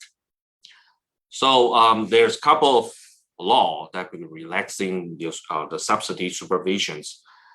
For 2017 Fundamental Science and Technology Law, they will be relaxing and removing the restriction of strict subsidy supervisions. And what about if they have the ownership or licensing to use of the IP rights that get a huge proportion of funding from the government? Is that belong to the government or belong to the university, professors, or the industry? So the Fundamental Science and Technology Law provides the answers. It will say that if it is a public research institutions, or such like universities or public funded research institutions, or even the public owned, the government owned enterprises, the law will say that, okay, if they will have the research outcomes, and that could be transferred to the industry, and even getting profits as a result of the outcome, the ownership and licensing to use will convert to the public research institutions. So that's quite important for the legal reform. And what about the income? The income, if they generate from the result of the R&D, would also give part or even the whole as a whole of the income to the public institutions. But but the Fundamental Science and Technology Law does not say about the private university. So they will still have to work on this. If it is a private university and they have a partnership with the industries, well, the law doesn't say that if you get the funding from the government, the old ownership or licensing to use of the IP rights will also convert to the private universities.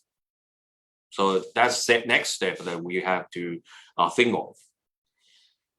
And we also have two laws after 2018 that create also a very friendly legal environments to for R&D among government, industry, and academia. First would be the Financial Technology Development and Innovative Experimentations Act. Okay, so this is a fintech, as we call it, the fintech.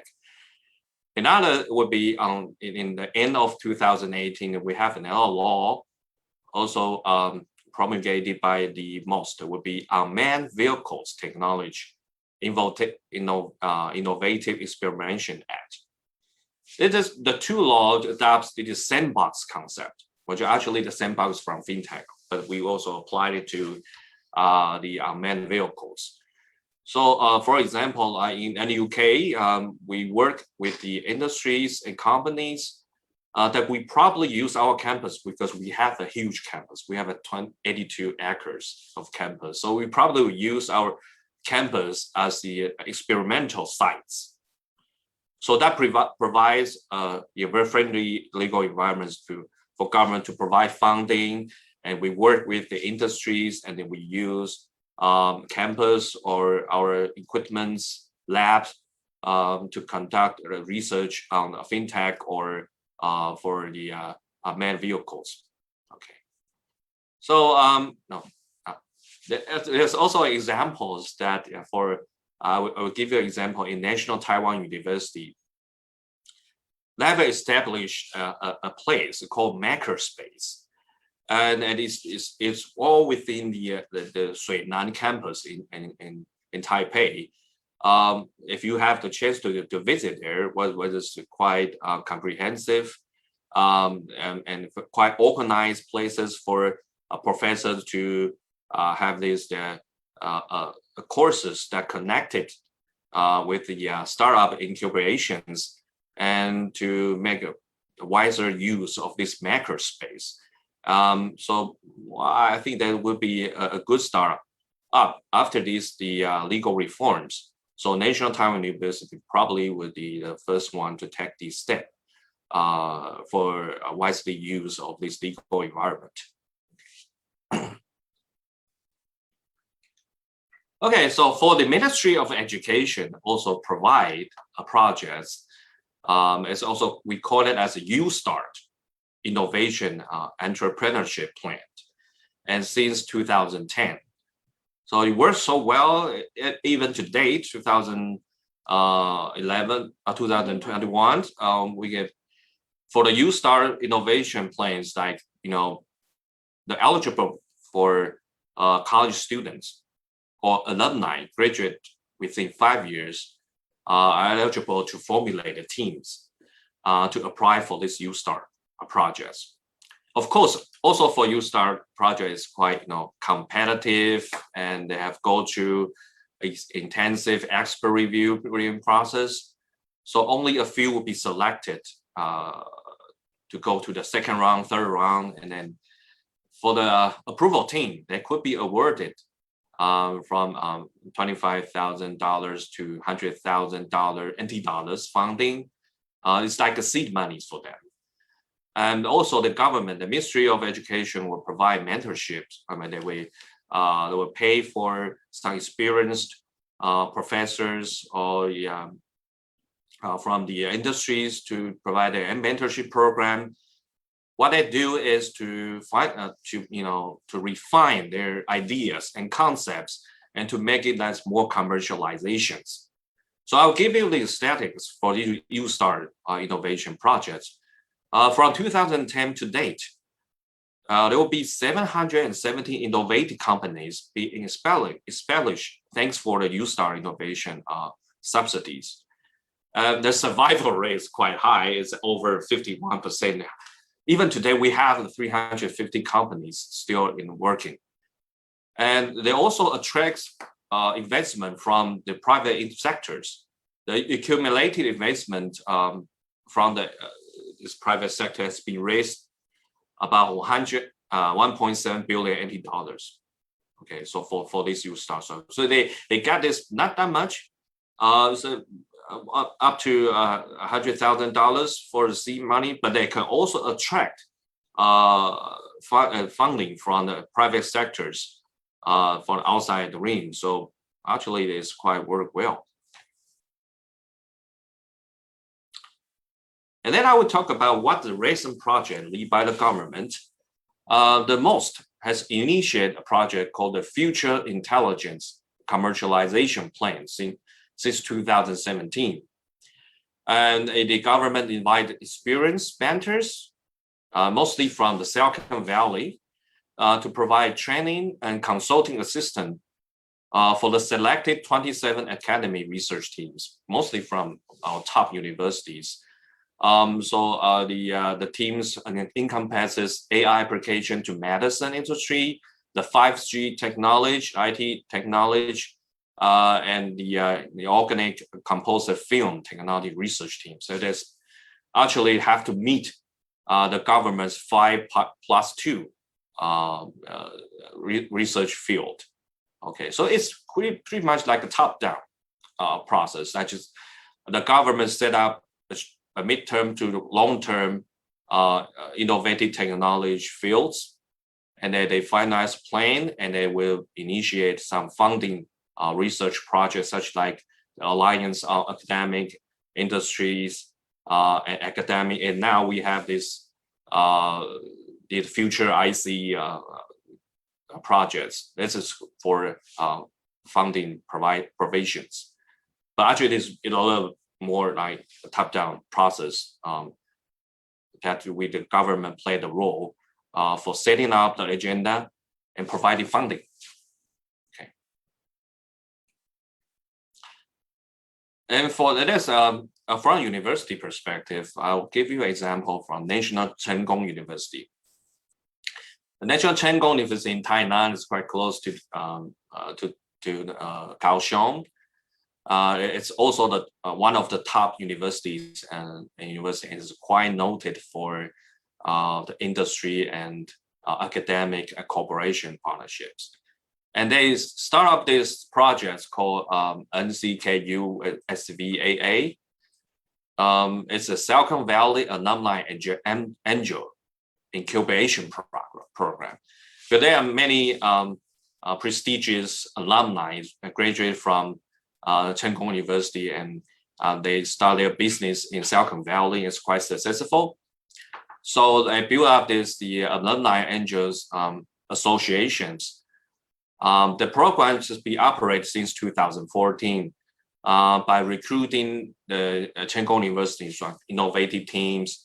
And of course, they will have the reviewing process. And once you be selected, you'll be funded. We'll give the funding for them to travel into US and to participate in 3 months training programs. And they will have a very astonishing mentorship teams to mentor these innovative concepts. And also, they will have the fundraising from the Silicon Valley. They have the interest. Some company will be interested for the concept and for the research outcome. So they also raise the funds for this NCKU Angel Funds.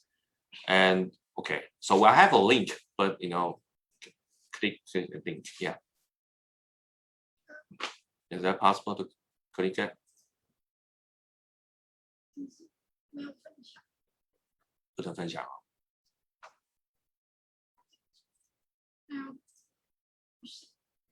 Oh, okay. I think I have difficulties for you to show up the link, but they do have it's in Chinese. So, but actually, the website provides you what are the successful alumni and what the progress they would be given, and what is the benefits for joining this program. So it's all shown up in the website. So that is from university initiate programs. Okay, so that is the chart. I would like to show you what are the Trifocal Alliance, how they operate in Taiwan. I mean, from government, I mentioned to you, they set up the agendas and they provide most high proportion of funding for industry and academic partnerships. But what their role is also to supervise the funding. Do they consistent with the contracts? As I say to you, they have the sophisticated contract design for how to distribute the benefits, profits, incomes, and how to deal with the IP issues. So what the government do is to provide funding and to give also the supervisions for the contracts implementations. Okay, and well, no. So okay, so actually the purposes for government and for the in Taiwan is to also foster research talent. So it's more educational centric. And also the deployment of essential pattern. If we actually, if this traffic alliance will work well, that we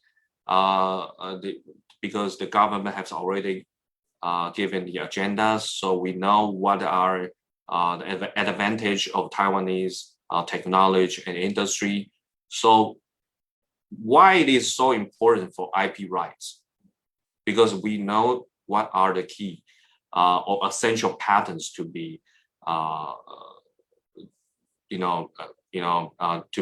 be cultivated from the projects, and also the incorporation of industry standards, as I mentioned to you, especially for telecommunications, IT technology, 5G technology. What industry standard is also vital for this competitive global environment. So we need to have the strategies of how these academic industries and government work together for Taiwan to increase or enhance the Taiwanese competitiveness in the global markets. Okay, so that's something that I would like to share to you. I'm sorry I'm not in the field, but I will just share a little bit from a legal perspective. Thank you very much.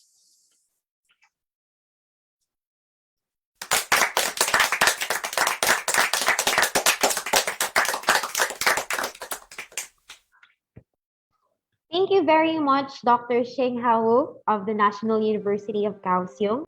Later, I will go back to our discussants so I could wrap up. But before we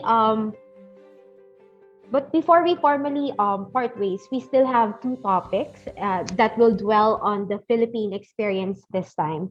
So our next speaker is the executive director of, by the way, before I proceed, I was informed that this is going to be a working lunch. So to our participants here on Zoom and Facebook, please take your lunch already. So while listening to the talks of our speakers. Going back, our next speaker is the Executive Director of the Innovation Council of the Department of Science and Technology, Philippine Council for Industry, Energy, and Emerging Technology Research and Development. He is an outstanding engineer who led and worked on numerous game-changing programs and projects in the fields of land surveying, remote sensing and geographic information system, environmental monitoring, and disaster risk assessment and management. Friends, help me in virtually welcoming Dr. Enrico C. Paringit to give us the Trifocal Alliance of Industry, Academe, Government Partnerships, the Philippine Experience.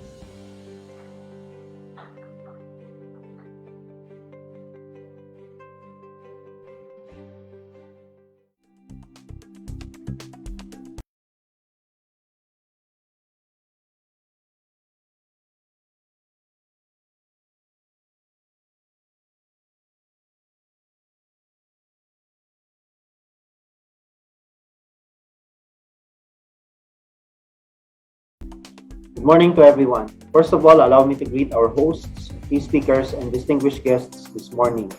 Led, of course, by Dr. Arnulfo Malinis, the Director of the Center for Technology, Commercialization, and Enterprise Development of the Bicol University, Muhammad Kasru Zaman and Dr. Tuhid Huhian from the Daffodil International University, Bangladesh, Dr. Stephen Weiss-Mais of Vives University of Applied Science, Belgium, Dr. Nitha George and Dr. Rooney Thomas of Rajagiri Business School in India, Dr. Chin Min Shi and Dr. Xing Hao Wu from the National University of Kaohsiung, Taiwan, and Mr. Jonathan Lozariaga, the President of the Philippine Software Association. To our valued entrepreneurs here and abroad, dear TBI managers and brilliant innovators, startup representatives, our key stakeholders, colleagues, ladies and gentlemen, who are with us today, a pleasant morning. The Department of Science and Technology, Philippine Council for Industry, Energy, and Emerging Technology Research and Development is pleased to virtually see all of you for the first WebCon on Technology Research, Innovation, and Commercialization in Entrepreneurship, or TRICE 2021, with the theme Breaking Limits, Becoming Seamless in Catalyzing Research Commercialization. We are grateful to all our participants from the academe, the government, the industry, from the private and public sectors for sharing their time and effort to promote technology transfer and commercialization, as well as foster entrepreneurial innovation, all in the goal of achieving sustainable economic growth. We also send our deepest gratitude, of course, to Bicol University for their tremendous passion and commitment in gathering entrepreneurs and innovators around the world to bring science closer to Filipinos and making innovation work for the people. First, allow me to introduce the Innovation Council. Established in 2010, the USTP served as a central agency in the formulation of policies, plans, and programs, as well as the implementation of strategies in the industry, energy, and emerging technology sectors through several S&T programs. We have a five-fold mandate that provides the roster of programs and projects undertaken by the namely R&D support program, human resource and institution development, S&T information dissemination and promotion, support for technology transfer and commercialization, and policy development and advocacy. To attain this vision, we at PSHERD aims to provide strategic leadership in enabling innovations in the industry, energy, and emerging technology sectors by allocating government resources and generating external funds for research and development and for monitoring of research and development projects, among others. The pandemic has brought about changes in the way we live and do business. It has disrupted the labor supply and productivity, as well as bringing the economic activity to a near standstill. Despite the unprecedented situation, the Philippines still ranked 50th most innovative economy in the latest Global Innovation Index.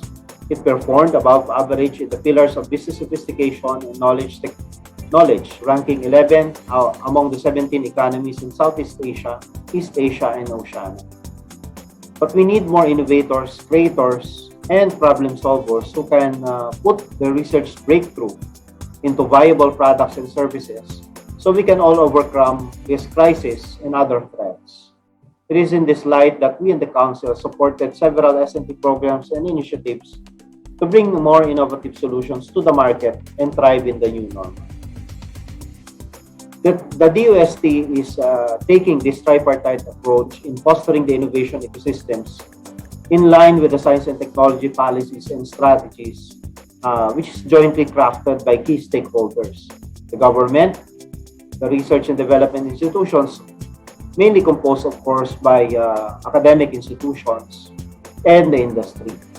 We understand that the role of government is not only to provide resources to support research and development, but also to hear out the industry's concerns and prospects and how the government might effectively assist in making sure that our industries remain competitive, productive, and responsive to the people's needs.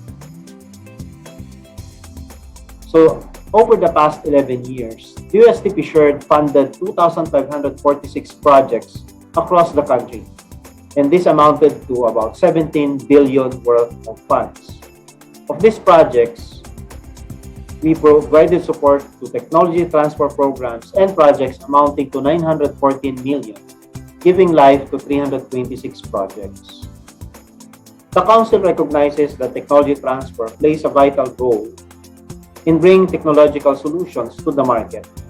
It is in this light that we supported training programs to capacitate and empower our researchers, as well as the technology transfer officers, in terms of tech transfer and licensing, commercialization process, and industry engagement, among others. Our goal is to continuously find ways to solve major pressing problems and meet the changing demands of Filipinos. Thus, we supported the following programs and initiatives towards a path to economic growth and sustainable development. We have programs that support researchers in translating and spinning off their technologies. That's our Fast Track program, with now 6 registered spin-offs and 6 more on the plate. We also have programs to support startups through our TBIs and HIRIT program. That's a program that supports both the TBI managers and universities in operating their incubators, including a program that seeks to level up our TBI services and establish partnership with incubators abroad, and that's called TBI 4.0. We also have the Impact program, which aims to help universities in commercializing technologies. We have recently launched a program devoted to women-led social enterprises. So that's our Women Helping Women Innovating Social Enterprises program. Lastly, we have also a program for startups who need support in prototyping and validation. That's our Startup Grant Program.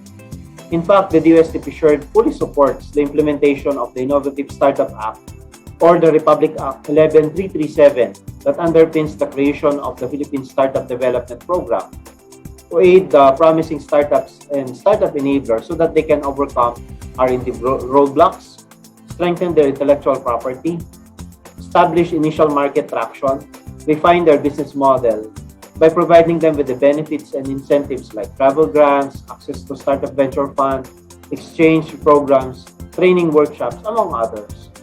To date, there are 15 startups that have generated 285 jobs, raised 106.2 million in external capital or investment, and acquired more than 408 clients.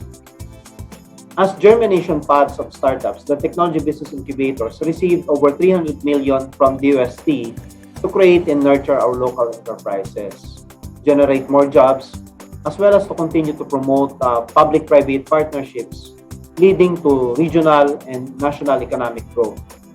TBI is a facility where startups are hosted and business development and services are provided. Since 2020, a total of 32 TBIs were established. Over the years, DOST TBI programs has incubated and supported 682 startups. 142 of them have blossomed into full-blown companies, and this has created more than 2,400 jobs. And more importantly, raised over 535 million worth of revenues and generated 533 million worth of private investment. Additionally, these TBIs have received more than 79 million in private investments from their several partners. Part of the goal is to become more globally competitive, and that's why we have laid out the roadmap for the TBI program. This roadmap will aid our researchers, scientists, engineers, and entrepreneurs in crafting priority research programs that is consistent, harmonized, and complementary, all of which are geared towards bringing about value and benefits to the whole society. Meanwhile, the Higher Education Institution Readiness for Innovation and Technopreneurship program, or HIRIT, aims to guide and equip higher educational institutions to plan, implement, and build and run a technology transfer in technology business incubator.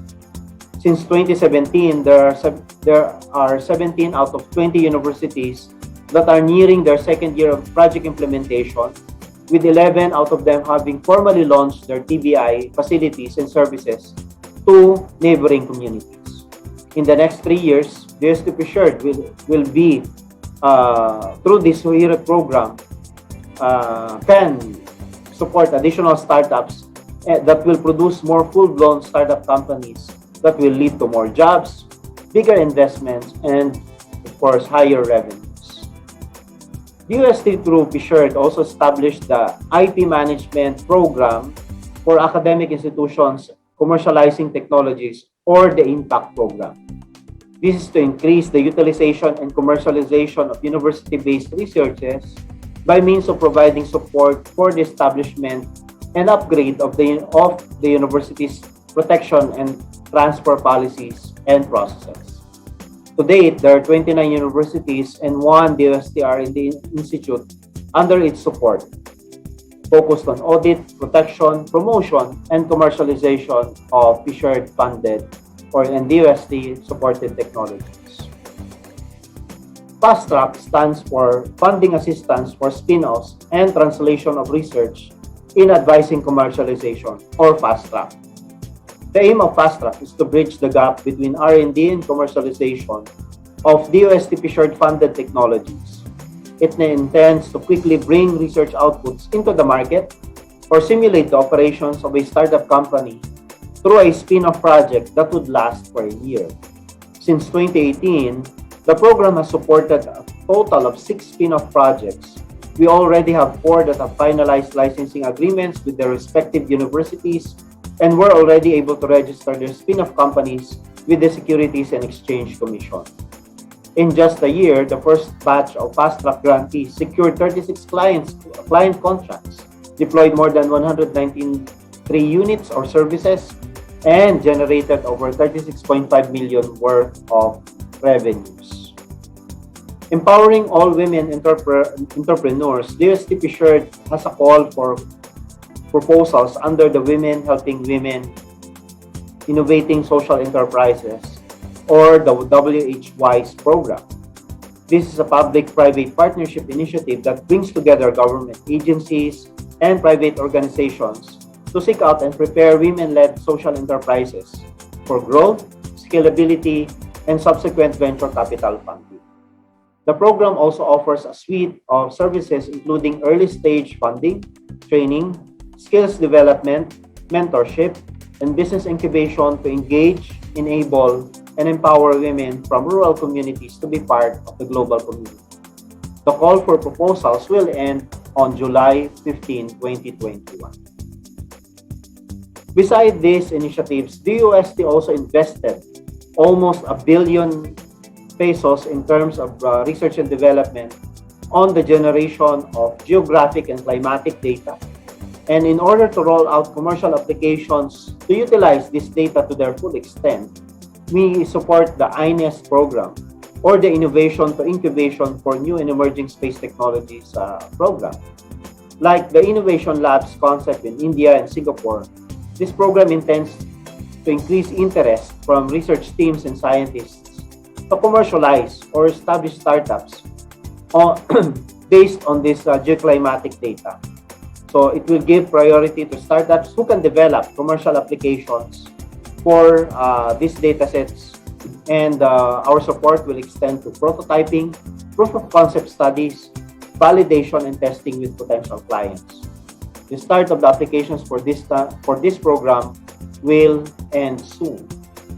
We are doing this to unite the Filipino community for the academe, industry, and government, so that we can make the most out of these opportunities and take part in the science researches that are aligned with the priority areas under our harmonized national R&D agenda.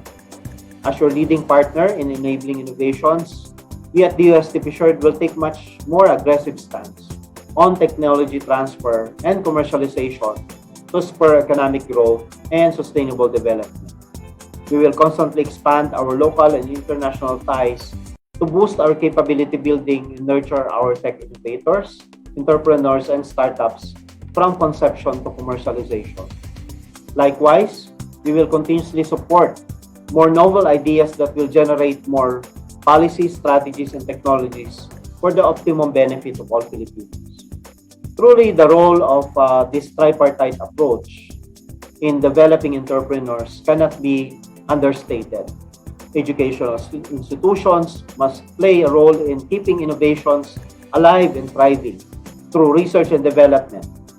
We call on our partners from the industry and from businesses to participate actively in the development of new products, systems, and services.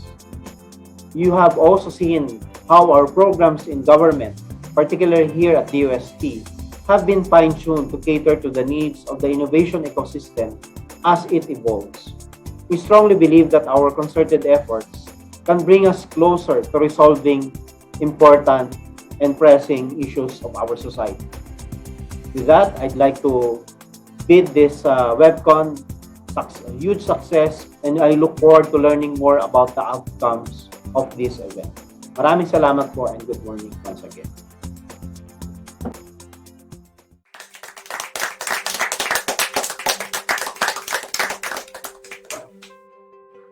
Thank you very much, Dr. Paringit, for giving us the Philippine experience, especially on the perspective of the Innovation Council, the Philippine Council on Industry, Energy, and Emerging Technologies, Research and Development. At this juncture, we shall now proceed to last, but definitely not the least. Our next speaker is someone who has more than 2 decades in the government service. This includes promoting UNESCO programs in the Philippines by coordinating, facilitating, monitoring conservation and preservation efforts on existing UNESCO inscriptions and encouraging more nominations and designations to UNESCO programs. She is currently the Deputy Executive Director of the Philippine National Commission for United Nations Educational, Scientific, and Cultural Organization. To give us another Philippine experience on the trifocal alliance of industry, academia, and government partnerships, please help me in virtually welcoming Environmental Planner Lindsay A. Barrientos. Ma'am?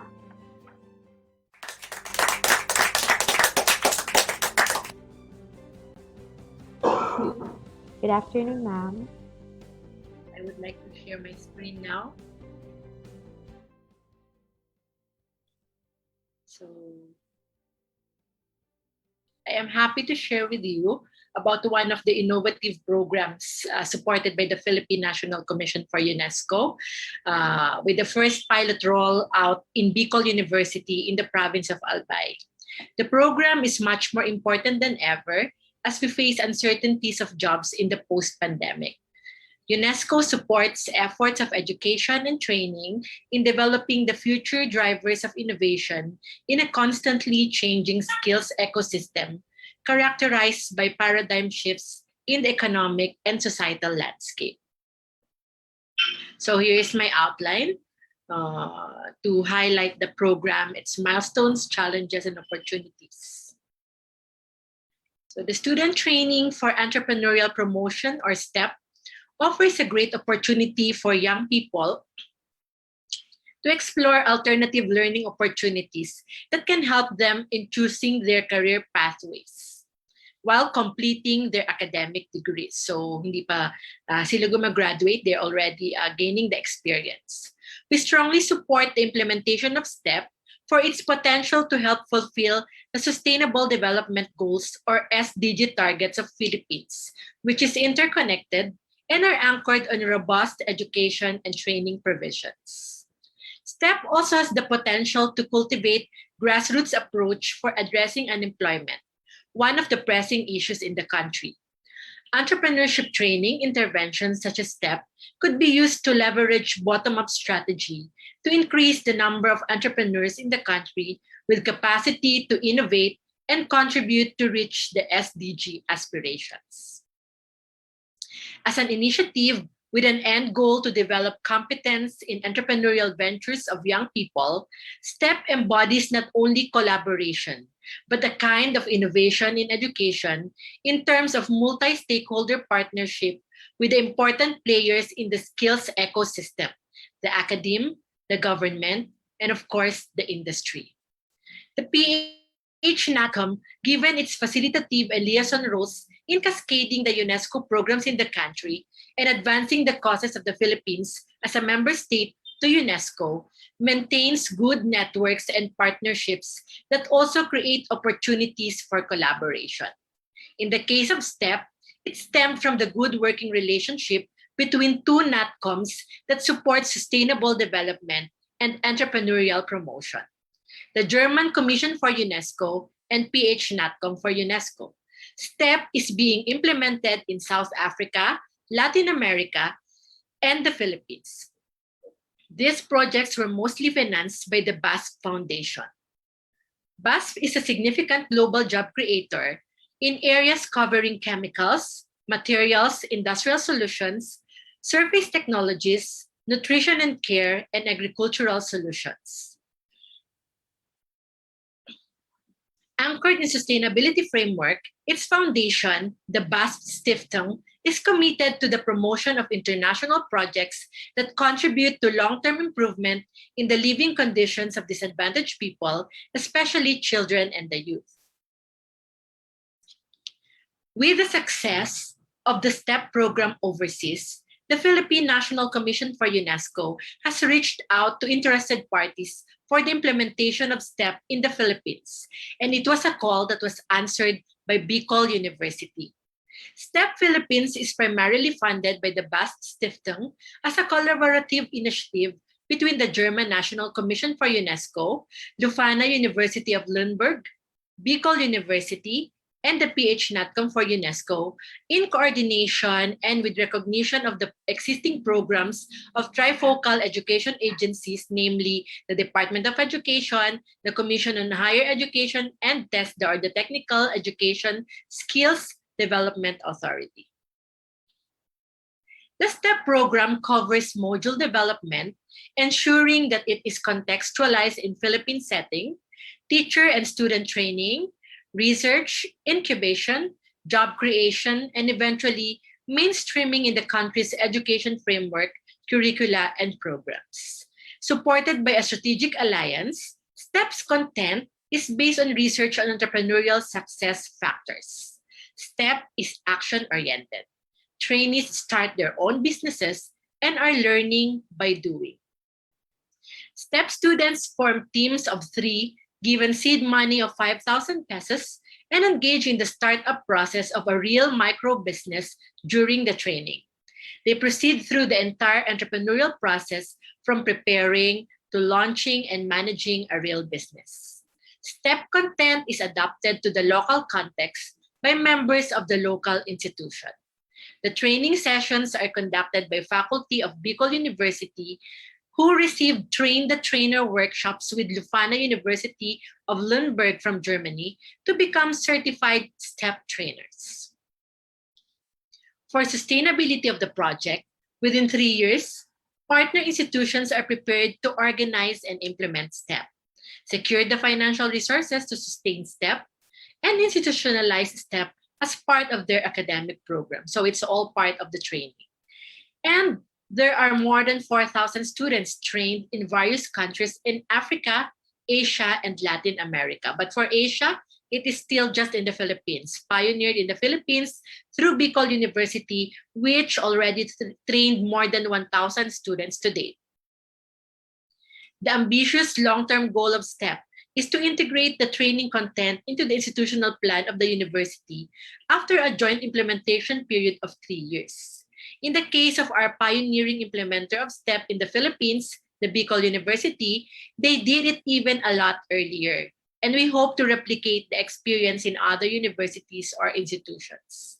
Admittedly, in the Philippines, the program was affected by the pandemic and the string of typhoons that hit Albay province, where Bicol University is located.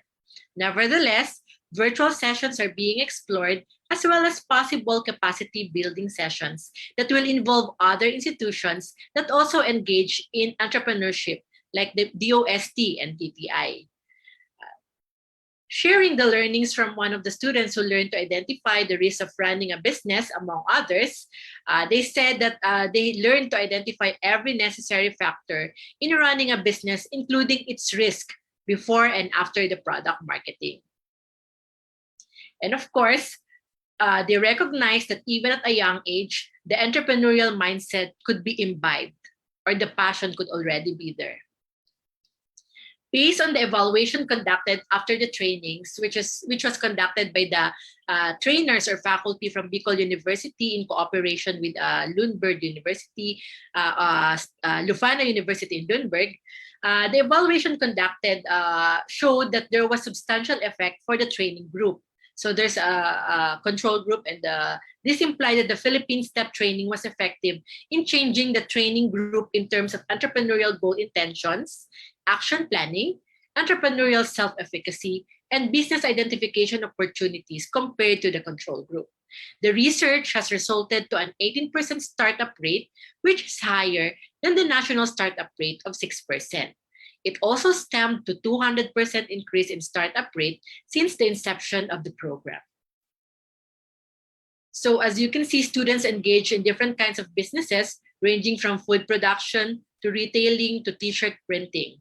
60% of the businesses were food production and 35% was retailing, food and fashion items, and 5% were engaged in non-food production. So the last opportunity to face-to-face interaction among partner institutions was actually before the pandemic, and this is a photo from that event. To echo Bicol University President Dr. Arnulfo Mascareñas during the launch of STEP in the Philippines, the STEP program, which goes beyond a theoretical approach to entrepreneurship, is necessary in producing productive and self-reliant citizens who can create opportunities for employment and thus participate in nation building. Our office, the PH NatCom for UNESCO, remains committed to support innovative projects such as STEP, which helps enhance the practical training approach in the learning process, boost entrepreneurial spirit among youth, and create diverse career options in a constantly changing job market. Thank you again for this opportunity to share STEP, and thank you again to our partners for making this a reality.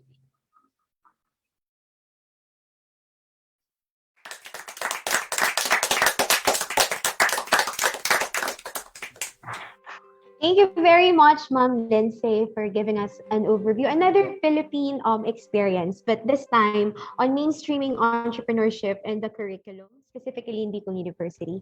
So thank you very much, Ma'am Lindsay. Let me share to you my key takeaway from the various experiences that we heard from our speakers today. Definitely, there is that each experience is unique to the country where they belong. So it's not a one size fits all. And however, the one key feature that we heard from all our speakers today is that each country gives high premium to what the industry needs. And from these needs are the research and development undertakings of the universities and the engagement of both the students and the faculty for that research opportunity. So with that, we would like to ask everyone, both on Zoom and on Facebook, if you have any questions.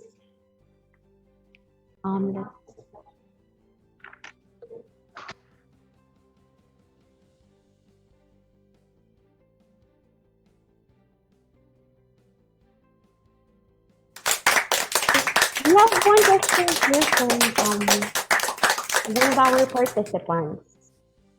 So the question is, how does your university become seamless during this time of pandemic, wherein over the past 2 years, this has broken the limitless technology, innovation, and commercialization in education? So there are no specific speaker as to whom this question is addressed. So at this juncture, we would like to give opportunity to each experience that we've heard so that they could probably address this question from our participants.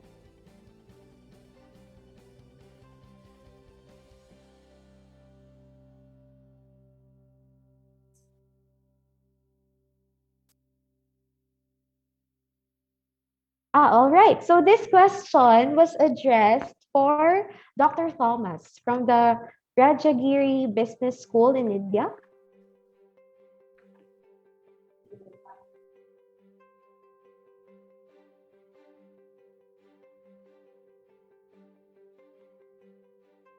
It's actually addressed to Dr. Thomas. Yeah. So in our school, as I mentioned, we have a system of what we followed so far was a system of the learning, but we call it as Rajagiri immersive learning, where we give importance to conceptual learning, experiential learning, as well as both corporate and executive modeling. Okay. Now, with this, we have most of the courses which we take here, deliver here, has become online. We also tried currently in India we have a lockdown. Prior to the lockdown, we also had a hybrid model tried here.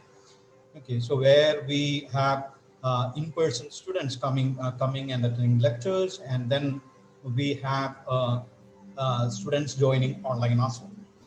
Now, that is from the and we also have, if you see the evolution of the institute, the number of learning and teaching activities we involve to build capability has changed over a period of time. For example, we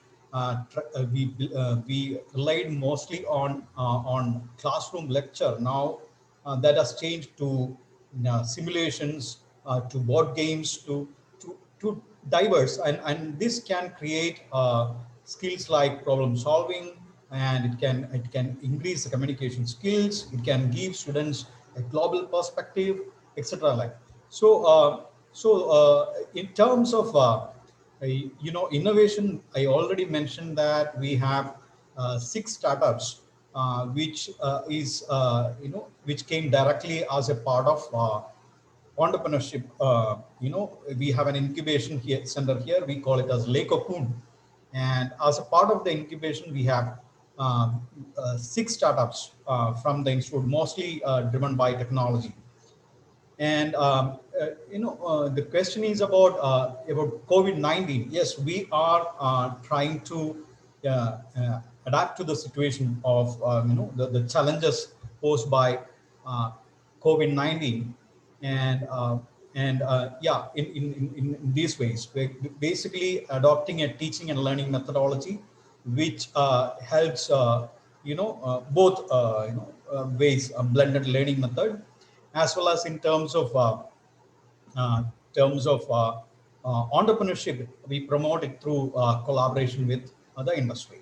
So this is I think I have hopefully addressed the question. So yeah, thank you for the question.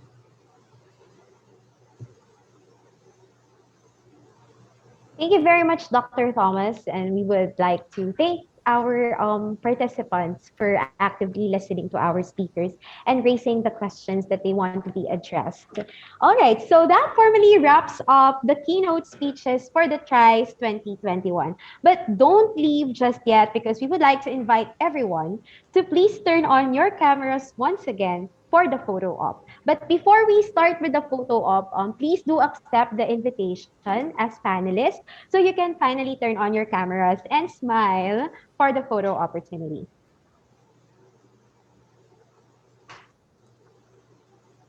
So please turn on your cameras as so the technical team's ready.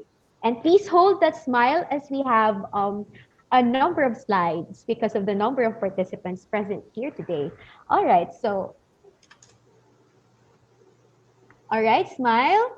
1, 2, 3.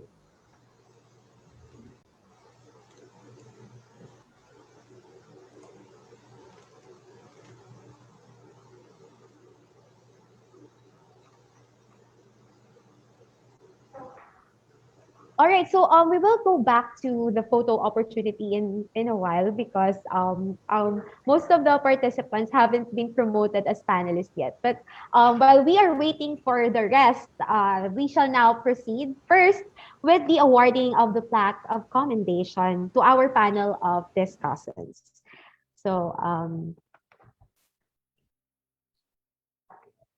citation reads, Bicol University awards this plaque of commendation to, in grateful acknowledgement of the distinguished and invaluable services rendered as resource speaker during the International WebCon on technology, research, innovation, and commercialization in entrepreneurship, with the theme Breaking Limits, Becoming Seamless in Catalyzing Research Commercialization, held on July 5 to 7, 2021 via video conferencing and Facebook Live, given this 5th day of July 2021 at Bicol University, Philippines. Signed Arnulfo M. Mascareñas, PhD, to President for Bicol University. This plaque of commendation is being awarded to Dr. Stefan Wimes. Same certificate is being awarded to Dr. Tuhid Buyan. Same certificate is being awarded to Dr. Ronnie Thomas. Same certificate is being awarded to Dr. Xing Hao Wu. Same certificate is being awarded to Dr. Enrico C. Parino. And last but definitely not the least, same certificate is being awarded to Ma'am Lindsay A. Barrientos.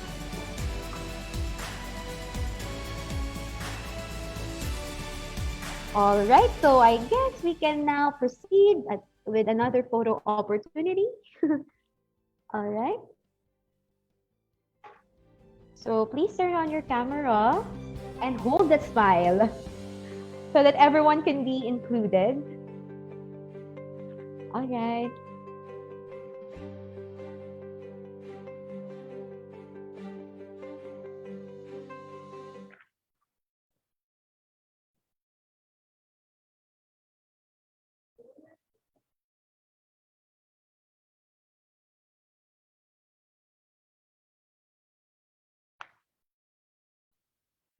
Another one po.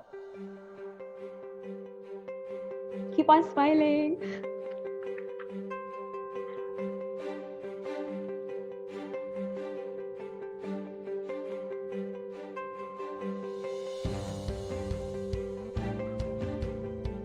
All right. Another one.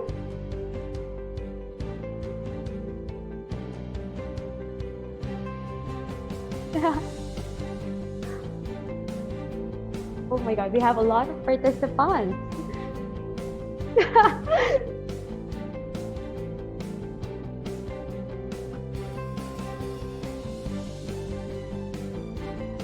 Okay, so I guess that ends the photo opportunity. Thank you everyone for being so sport and for holding that smile. So that formally wraps up the morning session, supposedly, of the TRICE 2021. Congratulations, and once again, thank you for your selflessness in sharing your insights to everyone here today. So there you have it, ladies and gentlemen.